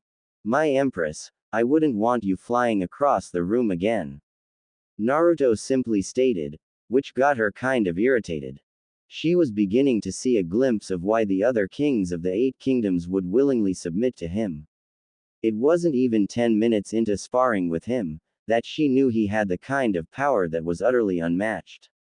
No matter how many times she tried to attack and no matter how she used her Byakugan to her advantage, she really couldn't even lay one finger on him. She was sure that he wasn't even depending on the 9-tailed fox's power right now, too. Her breathing became shallow and she took a few steps away from him to distance herself. He was incredibly fast and with her Byakugan, she could see that his eyes followed her movements without missing a beat, which was quite unbelievable, considering that she was pretty quick herself. Your movements have improved significantly from when you first started training. Naruto applauded her. You're a lot more quick and swifter in the way you deliver your punches and kicks. They're not sloppy and I can tell you aren't holding back any of your strength. He rubbed both of his forearms and laughed lightly. You really are strong, Hinata. Hinata was surprised when Naruto suddenly shifted into an attack position. She glared at him and stood on guard, ready to defend herself. This time, I'll come at you to see your defense skills. Ready. As soon as Hinata nodded, he was already in front of her. She gasped and quickly raised her arms to block his hit.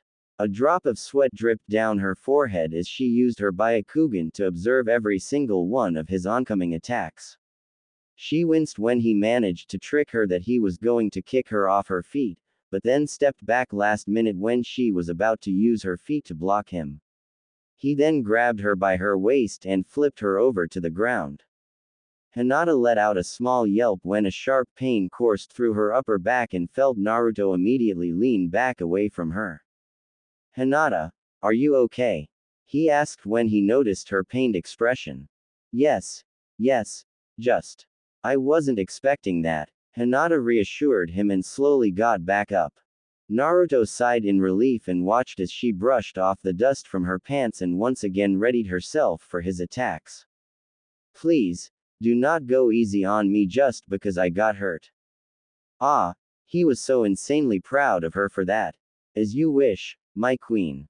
Hinata concentrated the heat energy from the core of her body to flow into her hands and decided that now would be a good time to put what she's learned from the Uchihas into action. As her eyes calculated and estimated exactly where he was going to attack her this time, she quickly performed some hand signs before he reached her and formed an "oh" with her hands on her lips. Naruto's eyes widened as a burst of flame unexpectedly came out of Hinata's mouth as she blew into the O-shaped form of her hands. He smirked proudly at the fact that she was able to even successfully do that. He knew fire was out of the Hyuga's expertise, so the fact that she was able to concentrate and control the outburst of the flame was absolutely outstanding. Nonetheless, even though it surprised him, he quickly hand-signed to perform a water technique. Hinata watched in disbelief as Naruto jumped right into the flame, but outstretched his palm to touch it first. As soon as the fire came into contact with his palm, the flame instantly turned into ice and dropped down onto the ground. As stunned as she was, she didn't let her guard down and silently cheered in victory when she managed to reach out to grab his hand and aggressively pulled him towards her. She knew that he was probably gonna counterattack, so instead of making a move to knock him off his feet at that instant, she reached for his shirt with her free hand and pulled him close so that his face was inches away from hers. Naruto froze and all thoughts were wiped blank when he felt her lips pressed firmly against his. Whoa. Just. Whoa. As Hinata predicted, she knew he let his guard down at that instant. When she broke away and gave him a sweet smile, Naruto didn't expect anything that was going to happen next. He grunted when Hinata, who still had a hold of his shirt, with all her might, threw him up towards the air and jumped up along with him. She raised her leg up and again, not holding back any strength, slammed it down on his stomach and kicked him down to the ground. Naruto let out a painful cough as he impacted harshly with the floor below him and felt the wooden boards beneath him crack. He panted and opened his eyes to see Hinata standing in front of him, looking a little too happy that she somehow, finally, was able to successfully counterattack him. The traditional art of seduction, Naruto raised an eyebrow. Hinata blushed. Well, that was the only way I knew you'd let down your guard. Not fair, Hinata. Naruto got up and looked down at the cracked floorboards. Sorry, Hinata muttered when she realized the damaged wood. It's okay. We need to remodel this place anyways. Naruto shrugged. So, he crossed his arms and smirked at her. Is this gonna be a thing, now? Kissing me to catch me by surprise? Hinata could feel her cheeks flushing. Like I said, it was the only thing I could think of in the moment. You really are witty, my queen. Naruto chuckled and shook his head. Honestly, that was a really smart move. It tells me that you know how to use an enemy's weakness against them. In my case, you know very well that you are my weakness. Well, that's not very good, Your Majesty. That means an enemy can use me against you. True. Well then, Naruto sighed. One day, you'll probably be the death of me. I love you that much. He flashed her a warm smile before he picked up his robe and slid it back on. Hinata always felt that stab of guilt in her stomach whenever he tells her he loves her. And right now, what he just said, meant that if the circumstances came to it, he would even die for her. Just how in the world did she get so lucky that she was able to get a husband who loves her with every sheer ounce of his being? It was a love that she couldn't even comprehend. She felt as if even if she spent her whole life trying to make up for how much he loved her, it wouldn't even be enough. That's enough for today. I will assess you on your weaponry skills another day.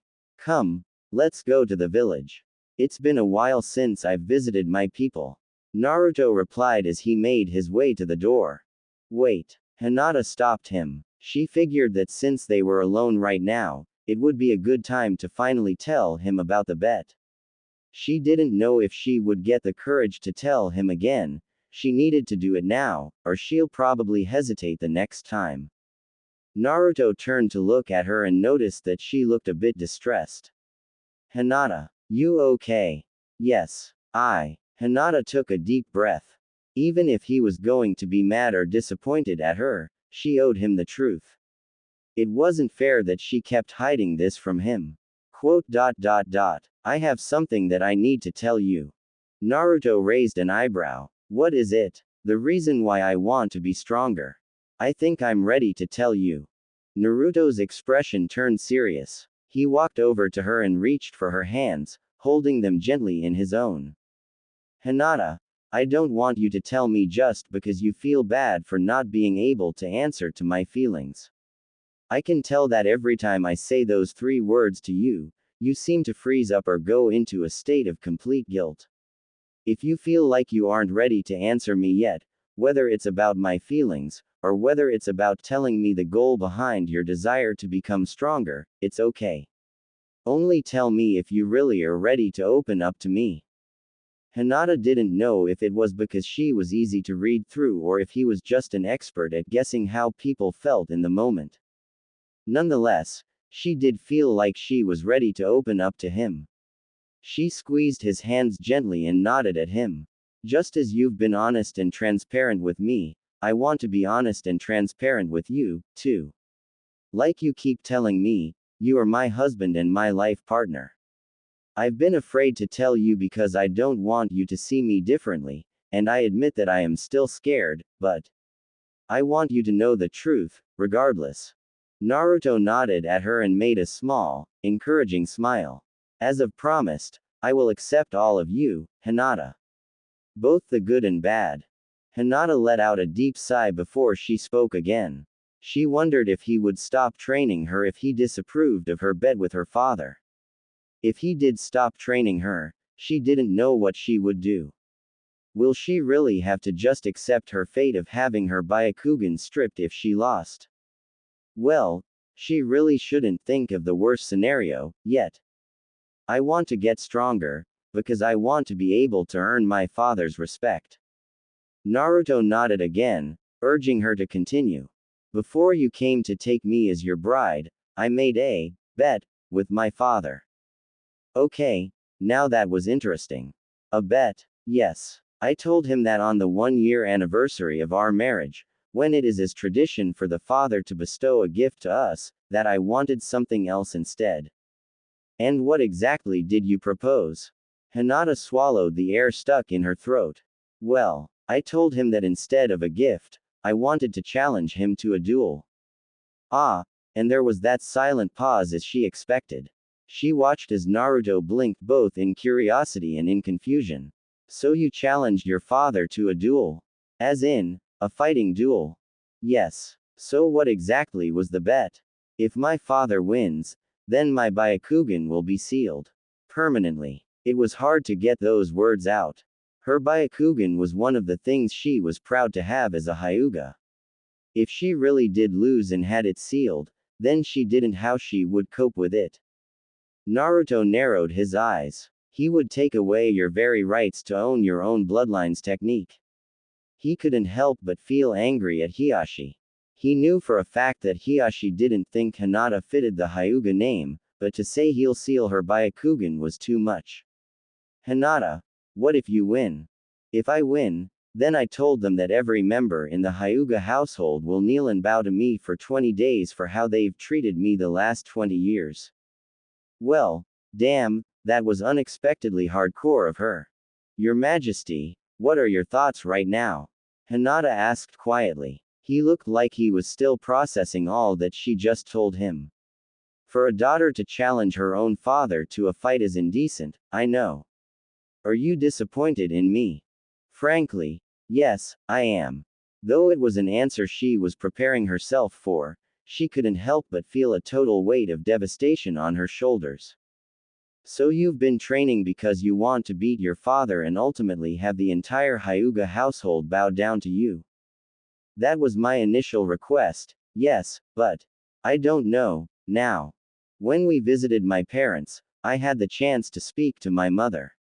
I realized that she is the way she is because of the way she was brought up. She has been trained to become a wife of either a king or a nobleman, so that's all she's ever known. How could she pass on a love of a mother to me when possibly, her own mother didn't even show it to her? That's why, now that I really think about the consequences of the bet, it does seem a bit harsh. It's more than just harsh, Hinata. It's quite unrealistic. Do you think that by defeating your father and forcing them to bow to you based on a bet will gain their respect? Hinata was a bit taken back by his tone. Never has he spoken to her in such a voice that was lecturing her like she was a child who made a mistake. I assumed it would.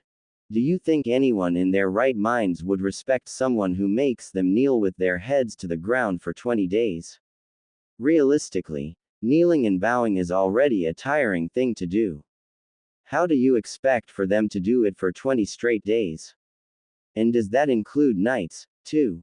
What about you? Will you just be sitting on the throne or standing in front of them for those 20 days? Have you even considered all these other factors? Hinata sure felt incredibly stupid right now. She couldn't even say anything back to him. Naruto let go of her hands and pinched the bridge of his nose. He closed his eyes and let out a distressed sigh. Hinata, I understand that how they have treated you all these years have made you feel an anger and sorrow so strong that you would want nothing but revenge. And I have done nothing but support you in all decisions you've made as Empress, because they were smart choices. This bet, however, is a long way from a smart choice and is definitely not a good way to get back at your parents. Your Majesty, I wanted to prove my father wrong. I want him to know how strong I've become, and I just want him to be proud of me. Hinata, your father is proud of you. You don't need to go through such lengths to prove anything to him. Naruto could see how her fists clenched and how her expression hardened. It was clear that she was a tad angry at what he just said. How can you say my father is proud of me when you weren't there to experience how he belittled me for my entire life?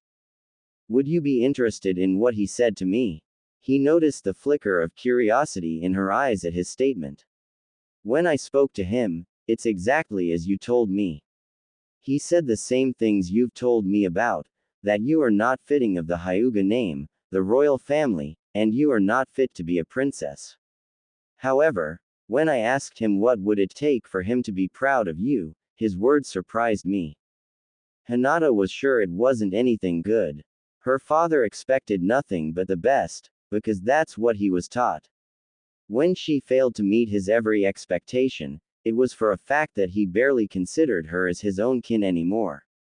Hinata, your father laughed at me for asking such a question. He asked me why I thought he wasn't proud of you, then he said he did mention you were unfitting as a Hyuga princess, but he said he never mentioned you were unfitting as a daughter. Do you know what that means, Hinata? Her mind was blank. It was like her brain didn't even want to process what he just told her. Naruto sighed and reached over to gently tuck a strand of hair on the side of her face behind her ear and then affectionately cupped the side of her cheek. Your father loves you. Your mother loves you, too. Disappointment is a part of parenthood, it is almost inevitable. We do things that will cause our parents or caretakers to be angry with us, disappointed in us, and some might even have a slight resentment at our actions, but it doesn't mean they love us any less. As you've mentioned, they were probably taught to conceal their emotions because it may resemble weakness in a ruler. Now that you are starting to understand their upbringing, I hope that you can open your eyes to the truth, Hinata. Hinata was looking at him, but it almost seemed as if she was just looking through him. Though he could always read her expressions, she seemed completely blank right now. He knew it was hard for her to comprehend that her parents did love her. They just showed it in an unhealthy way. There are different love languages, my queen. The way I show my love to you is through affection. Maybe all those times that your parents have said something harsh to you, it was their way of loving you. They wanted you to become better, stronger, more confident. They just didn't know how to express their desire to help you succeed in a way that was encouraging. I know that what you are saying may be true, Your Majesty. It's just hard to believe that they love me when all I've ever done is let them down. I made that bet because I wanted to defend myself for once. Hinata instinctively closed her eyes when Naruto suddenly leaned in towards her, but felt him giving her a feather-light kiss on the forehead instead of her lips. My Hinata. Being a good empress and showing them the love they never experienced is the most powerful way to stand up for yourself and is a revenge all on its own. You have to understand that this will take time. You are going to be the reigning empress for at least the next 20 plus years. When they realize just how great of an empress you are, no matter how long that may take, I promise that they will no doubt, on their own free will, apologize to you and bow in remorse over what they've done. Hinata's eyes saddened. So what exactly do I do, Your Majesty? Are you going to stop training me? Naruto shook his head at her. Of course not. I still support you in your quest to gain strength in battle and in your confidence. However, I do want you to take back the bet you've made with your father. Hinata was scared. If she told her father that she didn't want to do the bet anymore, what will he think? Maybe there was a way of keeping the bet, but she could just change her rules of it. What if I want to keep the bet? Naruto was confused. Didn't she just listen to all that he's been saying to her? Hinata, making them kneel. No, I won't do that, anymore. Again, he was utterly confused. So, what exactly are you thinking right now? Hinata stayed quiet for a moment. I want to keep the bet, but I will be changing the rules. However, that means I have to win. What will your new proposal be, then? What will you make them do if you win? Naruto was taken by surprise when a smile graced Hinata's serious face. Well, I want my parents to experience a life outside of just following rules and protocol. I want them to truly live. So if I win, I will take charge of the Hyuga kingdom for 6 months and let my parents travel the empire. I want to give them a break, to put it in simplest terms. That was not what Naruto was expecting her to say, well, as always. She did have a habit of surprising him. Are you sure they'll be up to that? I think they'd rather bow for 20 days than to leave their precious kingdom. He chuckled. Well, that's why I'm making them do it. I don't want to make this bet about me, anymore. I want to show them what you've shown me. Naruto could never resist grinning like crazy at her. When he thought he couldn't fall in love with her any deeper than he already has, she happens to magically prove him wrong over and over again. Hinata searched his eyes and like always, she saw nothing short of genuine passion and endearment. Her vow of not falling in love with him, she wasn't entirely sure if she could keep it now. Are you going to kiss me out of nowhere again? Naruto joked and expected for her to avert her eyes away in embarrassment, but was surprised when she kept her gaze steady on him. Hinata didn't know why she did not feel even an ounce of nervousness in her body. Normally, being this close to him and having him tease her like that made her want to run away and bury her face in a pillow, but she felt utterly content and comfortable in his presence right now. She made the first move and took 2 steps closer to him, taking in the familiar scent of him. She raised her arms up to his chest and with her fingers, traced the linings of his kimono robe up to his neck. She then boldly cupped both the sides of his face and took in his incredibly handsome features, his gorgeous blue eyes, the thin linings of the fox marks on his cheeks, his perfectly angled nose, and his blonde hair that was a tad messy and unkempt from their spar earlier. Hinata, are you falling in love with me right now? He teased once again and smiled warmly at her dazed expression. Hinata froze and she thought about it, really thought about it. Perhaps this is what love feels like, because the only person who consumed her thoughts, day and night, was him. The only person who she's ever cried in front of and let out her anger and sorrow about her family past, was him. The only person who could make her heart flutter like crazy and make her flustered to the point of all her thoughts being lost, was him. The person who just made her turn her resentment towards her family into forgiveness and unconditional love, was him.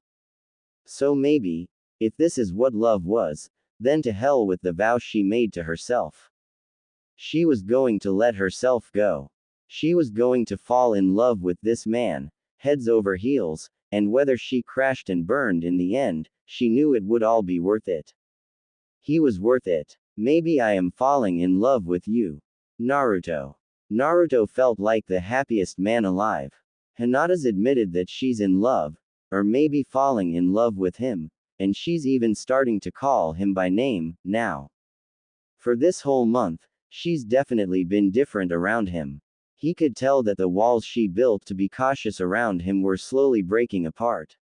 She was much more eager to spend time with him and goodness gracious, she had the cutest smile whenever she saw him now. They both just woke up at the same time, which was rare, since he was always up first, and Hinata insisted on running his morning errands with him. You sure? You can just sleep in. I'm already washed up and dressed for the day, besides, I never spend mornings with you, so I want to change that. You'll be exhausted, but if you can do it, I obviously am more than happy to spend my mornings with you. Naruto pulled her into a tight embrace. He loved that she didn't push him away and that she gladly and openly accepted all of his affection towards her. He never knew that loving someone would be such a beautiful thing. More than that, having that special person to love him back is almost indescribable. It made him wonder if his parents loved each other this much. Ah, what he would give to have his parents give their blessings for this marriage. He hoped that if there was a heaven, and that if his parents were looking down at him right now, that they would be proud of him. Despite the circumstances of his birth, he overcame the monster inside him. He learned how to harness the power for good, gained the villagers' respect, and became emperor even though he wasn't part of the royal family. He was able to unite the kingdoms under one empire and best of all, chose the most beautiful and courageous woman to rule alongside him. He took her hand and they made their way to the Uzumaki Records Temple. Is everything well with the current state of the empire? I checked the status of trade flow yesterday afternoon and saw that there's been a short delay of sending 15,000 gold coins from the Aburame Kingdom to the Haruno Kingdom. Hinata asked as they entered the temple and were greeted by the scholars who were already up bright and early working. Yes. Naruto's eyes scanned the table for yesterday's kingdom reports and picked it up to show Hinata. Right here. I had a report come in late yesterday that there was a small attack by bandits when the trade wagons were going across Honshu Bridge. Of course, the Aburame guards held them off so nothing was stolen, but that did take quite a while of time. The coins were supposed to arrive in the Haruno Kingdom at noon, but they didn't receive it until sunset. Hinata sighed. As much as she and anyone in this empire hoped for endless days of peace, there were still small disturbances like this that threatened the harmony between the kingdoms. Were the bandits imprisoned or did the Aburame guards let them escape? King Shibi informed me that they were able to capture the bandits, so they are no longer a concern. Don't worry. Naruto handed the scroll back to one of the scholars and led her to the back room. When we're finished here, I'll take you to the palace pond to relax a bit. It's a place dear to my heart. I only wanted to show you it when it felt like the right time. Oh, why is it the right time now? Well, I only share that place to my most precious people. The only people who I've shown it to are Kakashi and Sasuke. I did consider showing it to you on the first day you were here, but I wanted us to get to know each other better first. The previous Uzumaki king had the pond built for me as a gift. I'll tell you more about it when we get there. Hinata was once again reminded of how little she knew of her husband. She still wanted to know how he became the emperor in the first place and what his relationship was like with the previous king. They must have been close for the king to let Naruto take charge of the kingdom, which ultimately led to Naruto being the emperor over the other kingdoms. She watched intently as Naruto talked with the scholars, one by one, to assess the empire's reports. She noticed how attractive he looked when he was so invested in talking about a serious topic.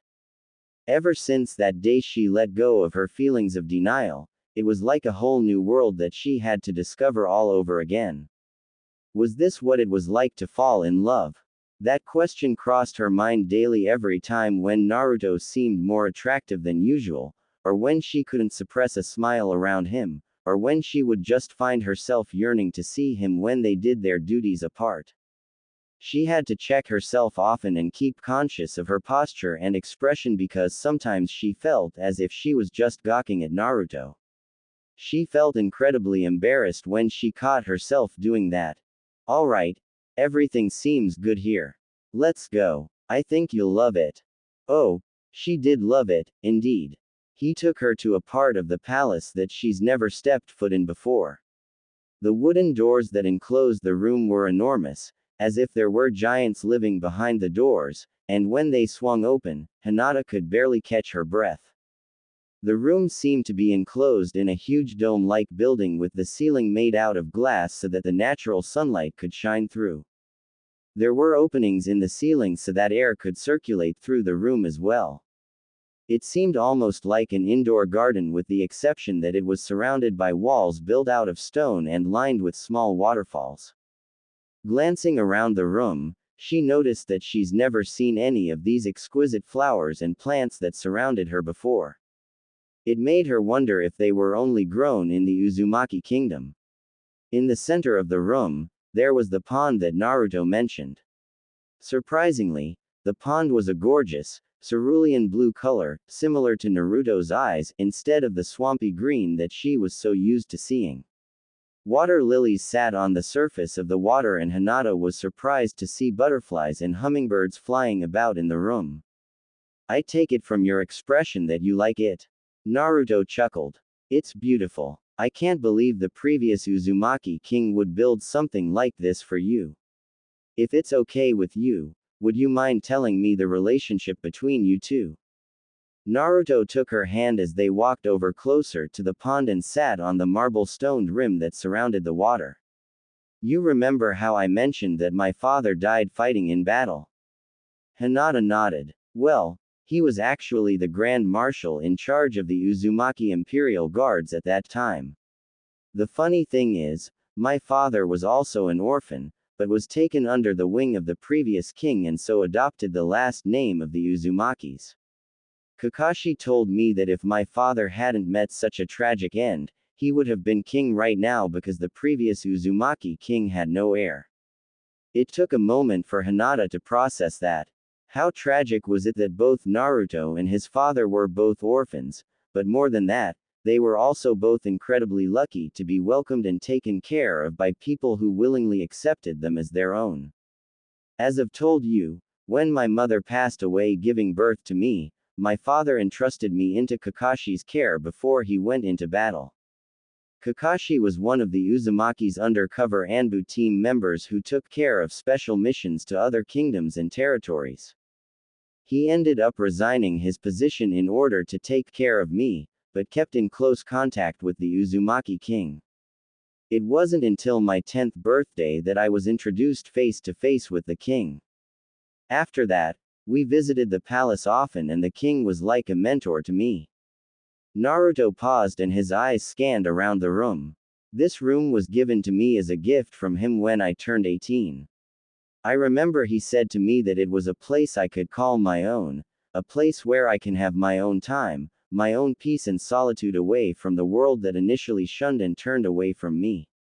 Ever since he told me that, I saw this place as something precious to me, and so I wanted to share it only with people who are truly important to me. Hinata's heart fluttered when he squeezed her hand as he said that. I am curious about one thing. If the Uzumaki king took your father in as his own, why didn't he do the same with you?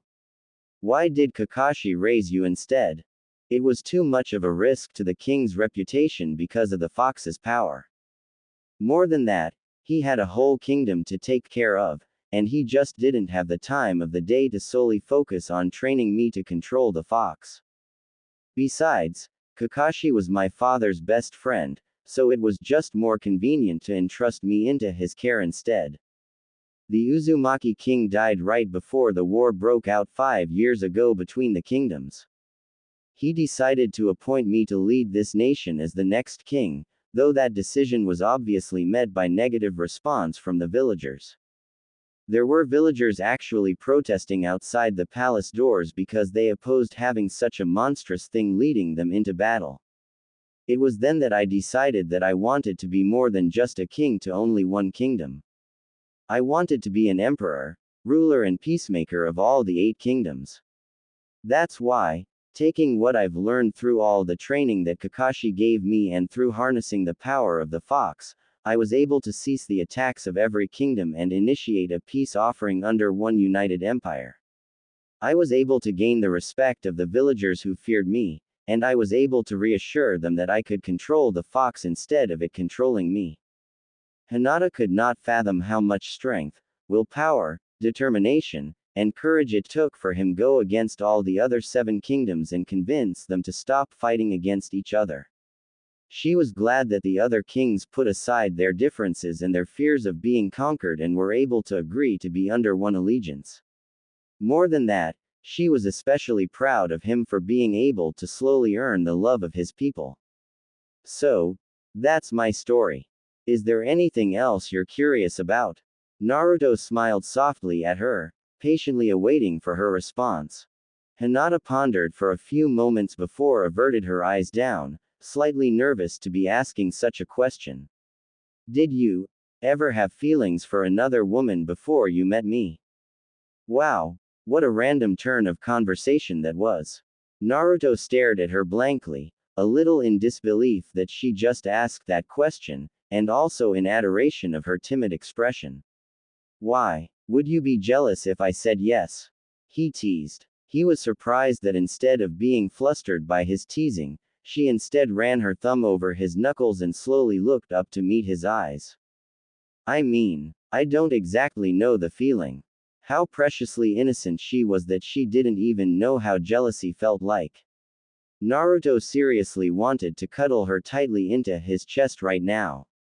He let out a sigh and figured that it would be okay to tell her. He wanted to see her reaction as well. Sasuke's wife. Hinata's eyes widened at that statement. Queen Sakura. Yay. I had a huge crush on her when I wasn't the emperor yet. Kakashi and I visited the Haruno kingdom a couple times during my youth years and I honestly was infatuated with her for a while. Hinata didn't understand the emotions that were bubbling up in her chest right now. Thinking about her husband having thoughts about Sakura and longing for Sakura made her feel irritated. Or sad. She couldn't quite pinpoint it. It felt like a swarm of anger and sorrow all mixed up together in her chest. Are you okay? Naruto reached over and gently caressed the side of her cheek. He could see she was conflicted right now. She was probably confused about how she was feeling. Hinata's eyebrows furrowed and she gazed up at him. I don't know why I feel slightly angry at you. I don't have a reason to be, but I am. Hinata, that's jealousy. It's like a wave of negative emotions, particularly when you feel doubtful, insecure, envious, or fiercely protective of something, or someone. Can you explain to me why you possibly feel like that right now? Hinata was embarrassed to say it, but she also wanted to be honest with him. Well, because, you said you had feelings for Queen Sakura. Alright, so tell me then, why exactly would you feel jealous about that? Naruto prompted more. He wanted to teach her to regulate her emotions in a healthy way. If she was ever jealous of another woman or insecure about their relationship, he wanted her to be able to express that to him. That way, he could always reassure her of his love for her.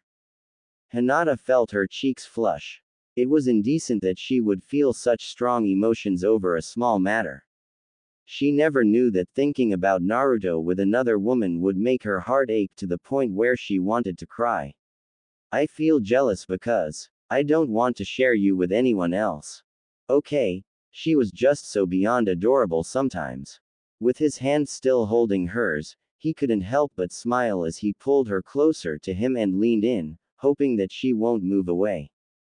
Hinata instinctively froze and closed her eyes at how quickly he leaned in towards her, but relaxed and savored the feeling of his lips when he kissed her oh so gently. This was the first time he ever kissed her first, so she was not exactly sure how to react.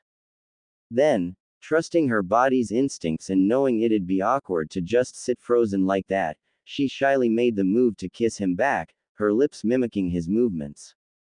Naruto loved how she leaned into him, as if she released all the worries in the world out of her mind and just wanted to indulge herself in the moment.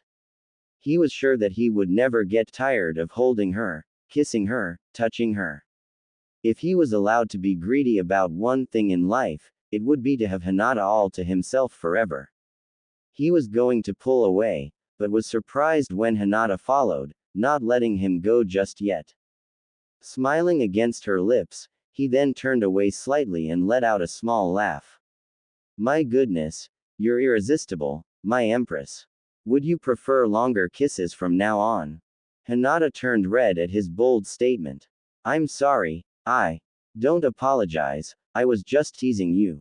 Though he knew she was probably embarrassed right now, he couldn't help but take her by surprise again by giving her a kiss on the forehead before pulling her up with him to walk the trail back to the entrance.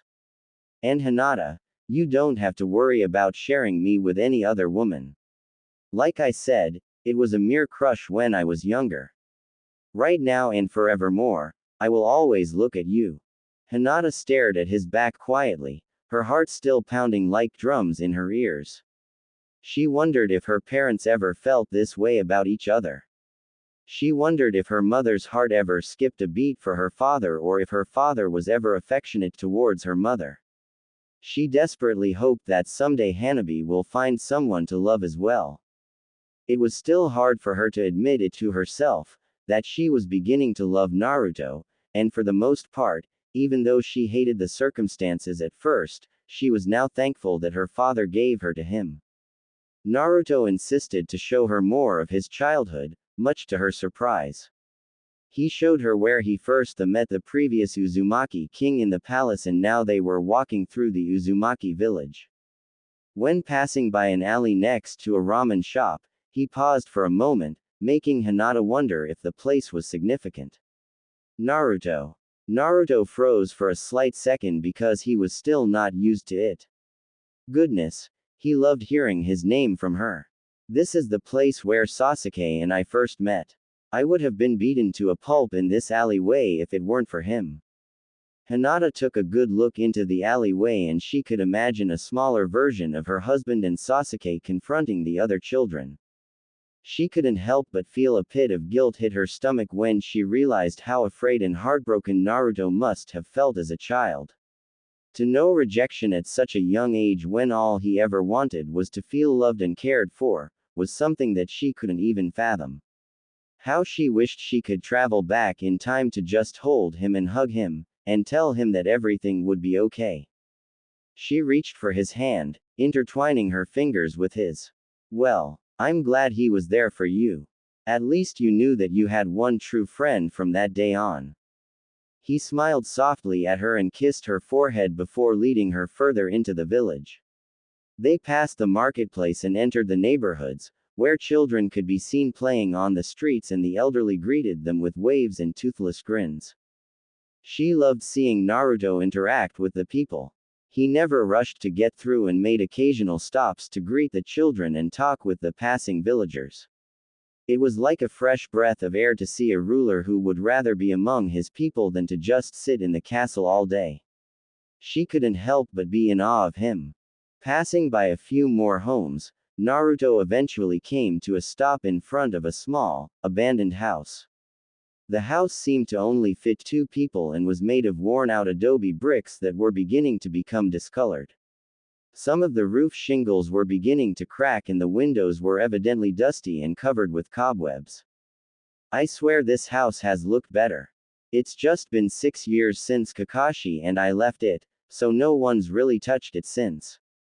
Naruto chuckled and sighed at the nostalgic memories he remembered from the old home. So you lived here. Hinata's eyes scanned over the house in the front lawn, which was covered with long wheat grass and weeds that have grown out the past few years. Yay! Practically grew up here. It was my safe haven to return to when the world rejected me.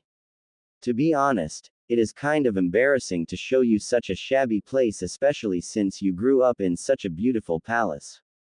Don't say that. Our circumstances were different, and besides, the appearance doesn't matter.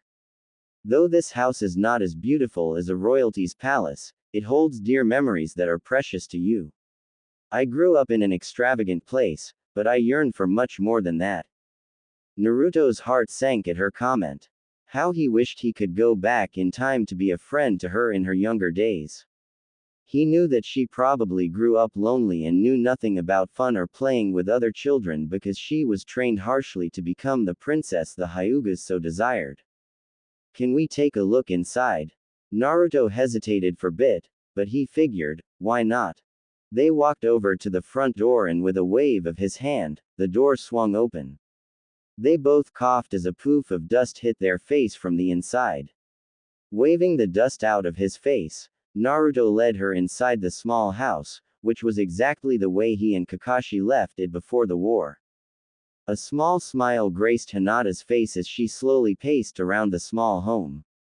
There was a wooden desk by the bedroom door where a framed picture of Kakashi and Naruto stood. She picked it up and wiped away the dust covering the glass frame, staring in adoration at 6-year-old Naruto.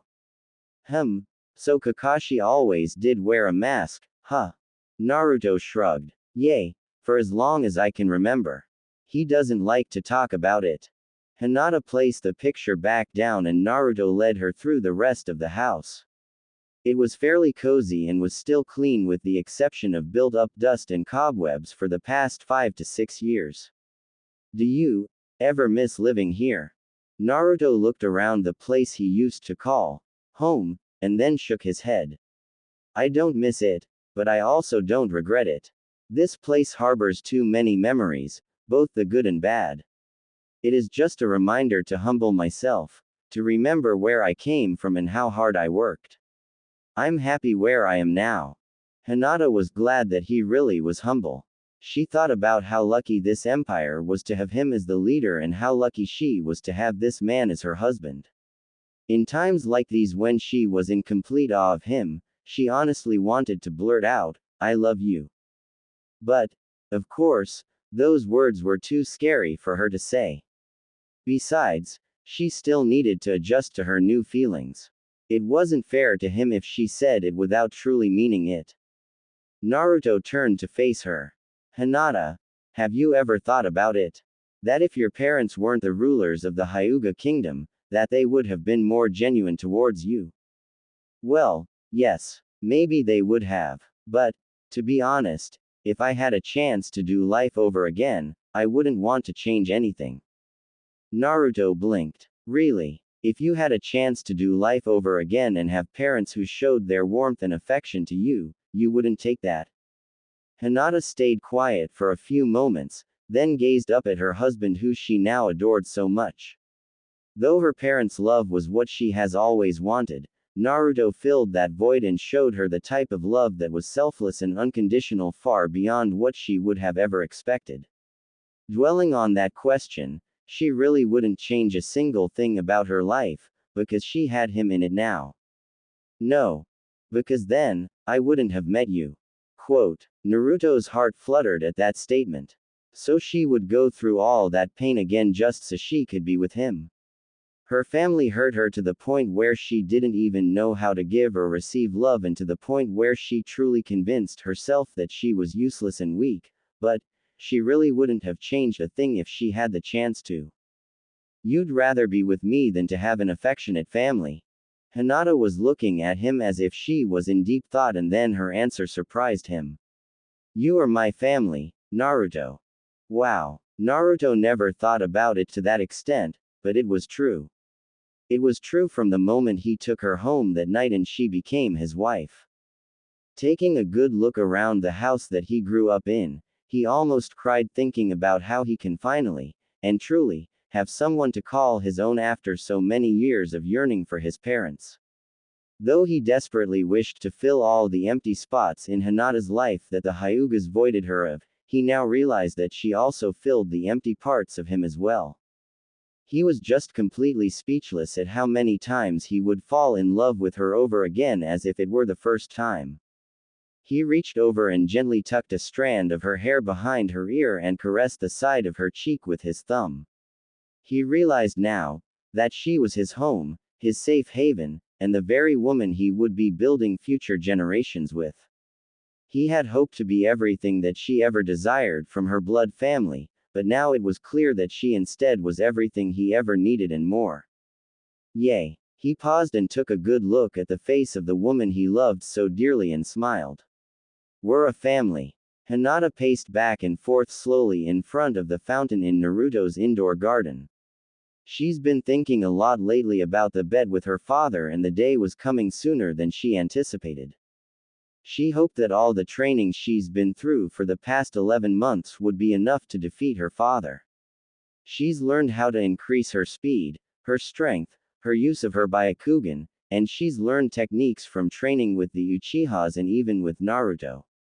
She didn't want to defeat her father out of anger or out of revenge anymore. She wanted to beat him simply because she wanted to win the bet. If she won, then she could provide a way of relief for her parents from their duties. She could pave a way for them to experience freedom for the first time, and even for them to experience true love. She wondered if her parents were even in love with each other. Maybe they would possibly be more affectionate towards each other if they had that opportunity to spend quality time together.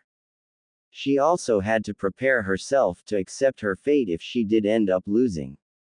Not having the Byakugan would strip her of her very pride of being from the Hyuga family, but she decided that she would be okay without it. She will just have to hone her skills in battle without relying on it if it came to that point. It was her fault in the first place for making a bet with her father anyways, so she'll have to humble herself and accept the consequences if she lost.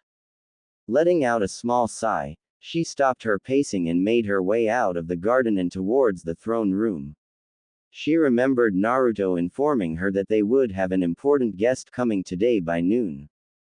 As she walked through the halls and entered the throne room, she nodded in acknowledgement of the servants who bowed to her and smiled at Naruto, who was already sitting down waiting for her.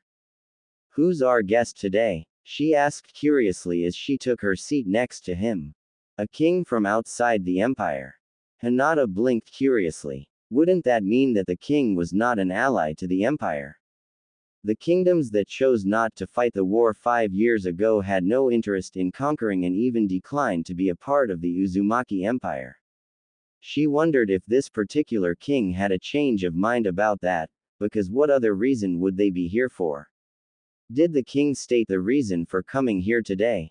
Naruto shook his head. "I'm not too sure either. When I got the scroll a few days ago, it simply stated that he wanted to pay the empire a visit. There were no other reasons in the writing." Interesting. Hinata's attention quickly averted to the throne doors when a line of unfamiliar guards walked in, forming 2 straight lines. Naruto stood up and flashed a welcoming smile to them. "The Uzumaki Kingdom is pleased to have your king as a guest here today." One of the guards at front lowered his head in respect before speaking. "The honor is ours. We thank your majesty for allowing an outsider kingdom such as us to step foot in your throne room. Any kingdom, whether a part of the Uzumaki Empire or not, is always welcomed here. Your king may enter." The guards bowed in unison before parting a few feet away to make way for the king to walk through. Hinata looked on curiously as the figure entered the throne room. The king had eyes hauntingly similar to the Hyugas except for the fact that it was blue instead of lavender. How was that even possible? His hair was a dashing white color and his face held a stoic expression as he walked gracefully closer to them. Upon reaching the steps of the throne, he stopped and bowed before the both of them. "King Tonari of the Tsuki Kingdom. I would like to express my gratitude for your majesty's permission for me to visit." Of course. Any king is welcomed here, if they bear no ill intentions, that is. Naruto made a small chuckle. "I hope the travel here wasn't too indecent. I hear the Tsuki Kingdom is far up the mountains, almost high enough to touch the moon. It really is a fitting name for such a land. The travel here was quite peaceful. With you as the emperor over the 7 most powerful kingdoms in this region, there is no surprise that robberies and bandit attacks have lessened over the years. I am doing my best for this empire, and even for those kingdoms not part of my empire. Speaking of which, the Tsuki Kingdom declined to fight in the war for power and also declined my allegiance 5 years ago. May I ask for the real reason why you decided to come to me today? I have promised my father that in respect for my ancestors, I would choose to isolate the Tsuki Kingdom from all affairs, whether it be war or allegiance. It is simply safer for the people of my land and also for me, as the sole survivor of my bloodline." Naruto nodded understandingly. "As for the reason I am here today." Tonari raised his head and sharply turned his gaze over to Hinata, which caught both Naruto and Hinata by surprise. "Well, I wanted to come see for myself. I've been contemplating for months whether or not to come. Now that I see that the rumors are true, I should have paid my visit much sooner." Hinata felt uneasy. What exactly did he mean? His piercing, yet almost seductive gaze made her extremely uncomfortable. She glanced over at Naruto and noticed his expression also changed. He was no longer smiling and his eyes turned serious. "So, King Tonari, what rumors are you referring to?" "Why, of course, that your bride is none other than the beautiful Princess Hinata from the Hyuga Kingdom." Naruto's fists clenched at the way Tonari's eyes bore into Hinata, as if he was infatuated with her. How dare such an outsider come and stare so disgustingly at his wife? It was the first time he's ever felt this way. He now understood perfectly why people could kill in a jealous rage. "You come to my kingdom, step foot in my throne room, and stand before me, to come boldly proclaim your admiration for my empress. What is there not to admire? Any king who has not yet wedded a queen would fall in love at first sight if they saw someone as exquisite as her. Tonari simply smirked at Naruto's irritated expression. So, Emperor of the Uzumaki Kingdom, whatever you name, whether it be every single person in my kingdom, my own castle, all the riches and wealth I've acquired both in my lifetime and from my ancestors, or even my bloodline's secret to our Tensegan eyes. I will gladly trade any or all of that, in return for the Empress as my own. Tonari didn't get to finish and everyone in the throne room, including Hinata, gasped in surprise when Naruto disappeared from his throne in a blink of an eye and ended up in front of Tonari. Hinata's eyes widened at the orange aura seeping out of Naruto's body and she trembled at the immense power pulsing like ocean waves across the room. She's never seen this side of Naruto before. She knew now why people were afraid of him when they heard he was the fox child. She could feel the fox's energy down to the very core of her bones and she knew that there was no doubt Naruto could really destroy a whole kingdom if he wanted to. Tonari, however, stood unfazed. Ah, so that rumor is also true. You really do hold such a monstrosity inside of you. I will give you 10 minutes to get out of my empire. By that time, if your feet is still even 1 inch inside of my kingdom, I will personally make sure you really are the last of your bloodline. Naruto's was low and firm as he threatened Tonari and pointed out the doors. The Tsuki kingdom is no longer welcomed here. Tonari's smirk disappeared and he matched Naruto's glare. You think because you rely on the fox's power, that no one can match you. However, I pull power from my ancestors and gain strength from the moon's tides. While you feed off of that monster inside you, the forces of nature side with me. His eyes once again traveled over to Hinata. If you don't want to negotiate, that's fine. I assure the Empress will come to me on her own accord. A small smile graced his face when he saw how Hinata's eyes flickered curiously. Because I hold a secret to the Byakugan. Hinata was astounded by how much this man surprised her in a matter of a few minutes of being in the room.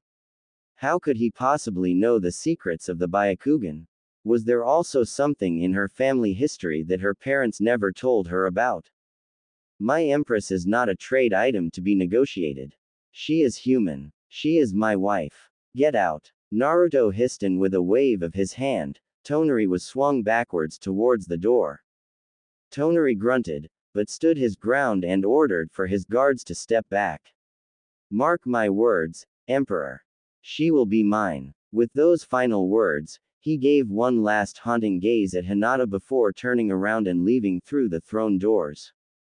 Once the doors shut behind them, all eyes in the room turned to Naruto, waiting in anticipation of what he will do next. Hinata assumed that everyone in this courtroom has already seen this side of Naruto, judging by how stiff and frozen they stood at his aura. Everyone else, out as well. With no questions, the servants and court members immediately dispersed at that order. Hinata softly cleared her throat and approached him once everyone was gone. Are you okay? Naruto turned to face her and though he was still slightly frustrated, he took a deep breath and calmed himself down. Yes. I apologize for the overreaction. I just needed him out of here. Maybe next time I shouldn't agree to freely let in a king from outside the empire. Hinata's hand tightened on her dress and she swallowed the air stuck in her throat before speaking again. Do you know what secret he is talking about? Regarding the Byakugan? Naruto raised an eyebrow and silently observed her face. Was she genuinely curious about that? Hinata, you do know he said that just to bribe you, right? I know, it's just that if he really does know a secret to the Byakugan, to me, it's something worth finding out. It is my bloodline's pride after all. And, if I can somehow strengthen my Byakugan, I could have better chances of winning the bet with my father. Hinata wasn't sure how Naruto was feeling right now. His eyes averted away from her face and down at her feet instead. She silently hoped that he was not angry or disappointed in her. So you are going to go to him? Hinata's heart dropped at the sudden sadness in his tone. She stepped closer to him and embraced her arms around his waist, pulling herself intimately close to his chest. Please don't think that way. We can both come up with a plan to get the secret out from him. If it's something to unlock a deeper power to my eyes, then I want to take a chance to learn what that secret is. Hinata was getting worried when Naruto didn't even bother to embrace her back. Whenever and wherever she gave him affection, he openly and gladly returned those affections. But he was just standing there. It made her feel incredibly awkward, and she suddenly didn't have the courage to look up at his face anymore. Didn't you see the way he was looking at you, Hinata? Like he wanted to devour you.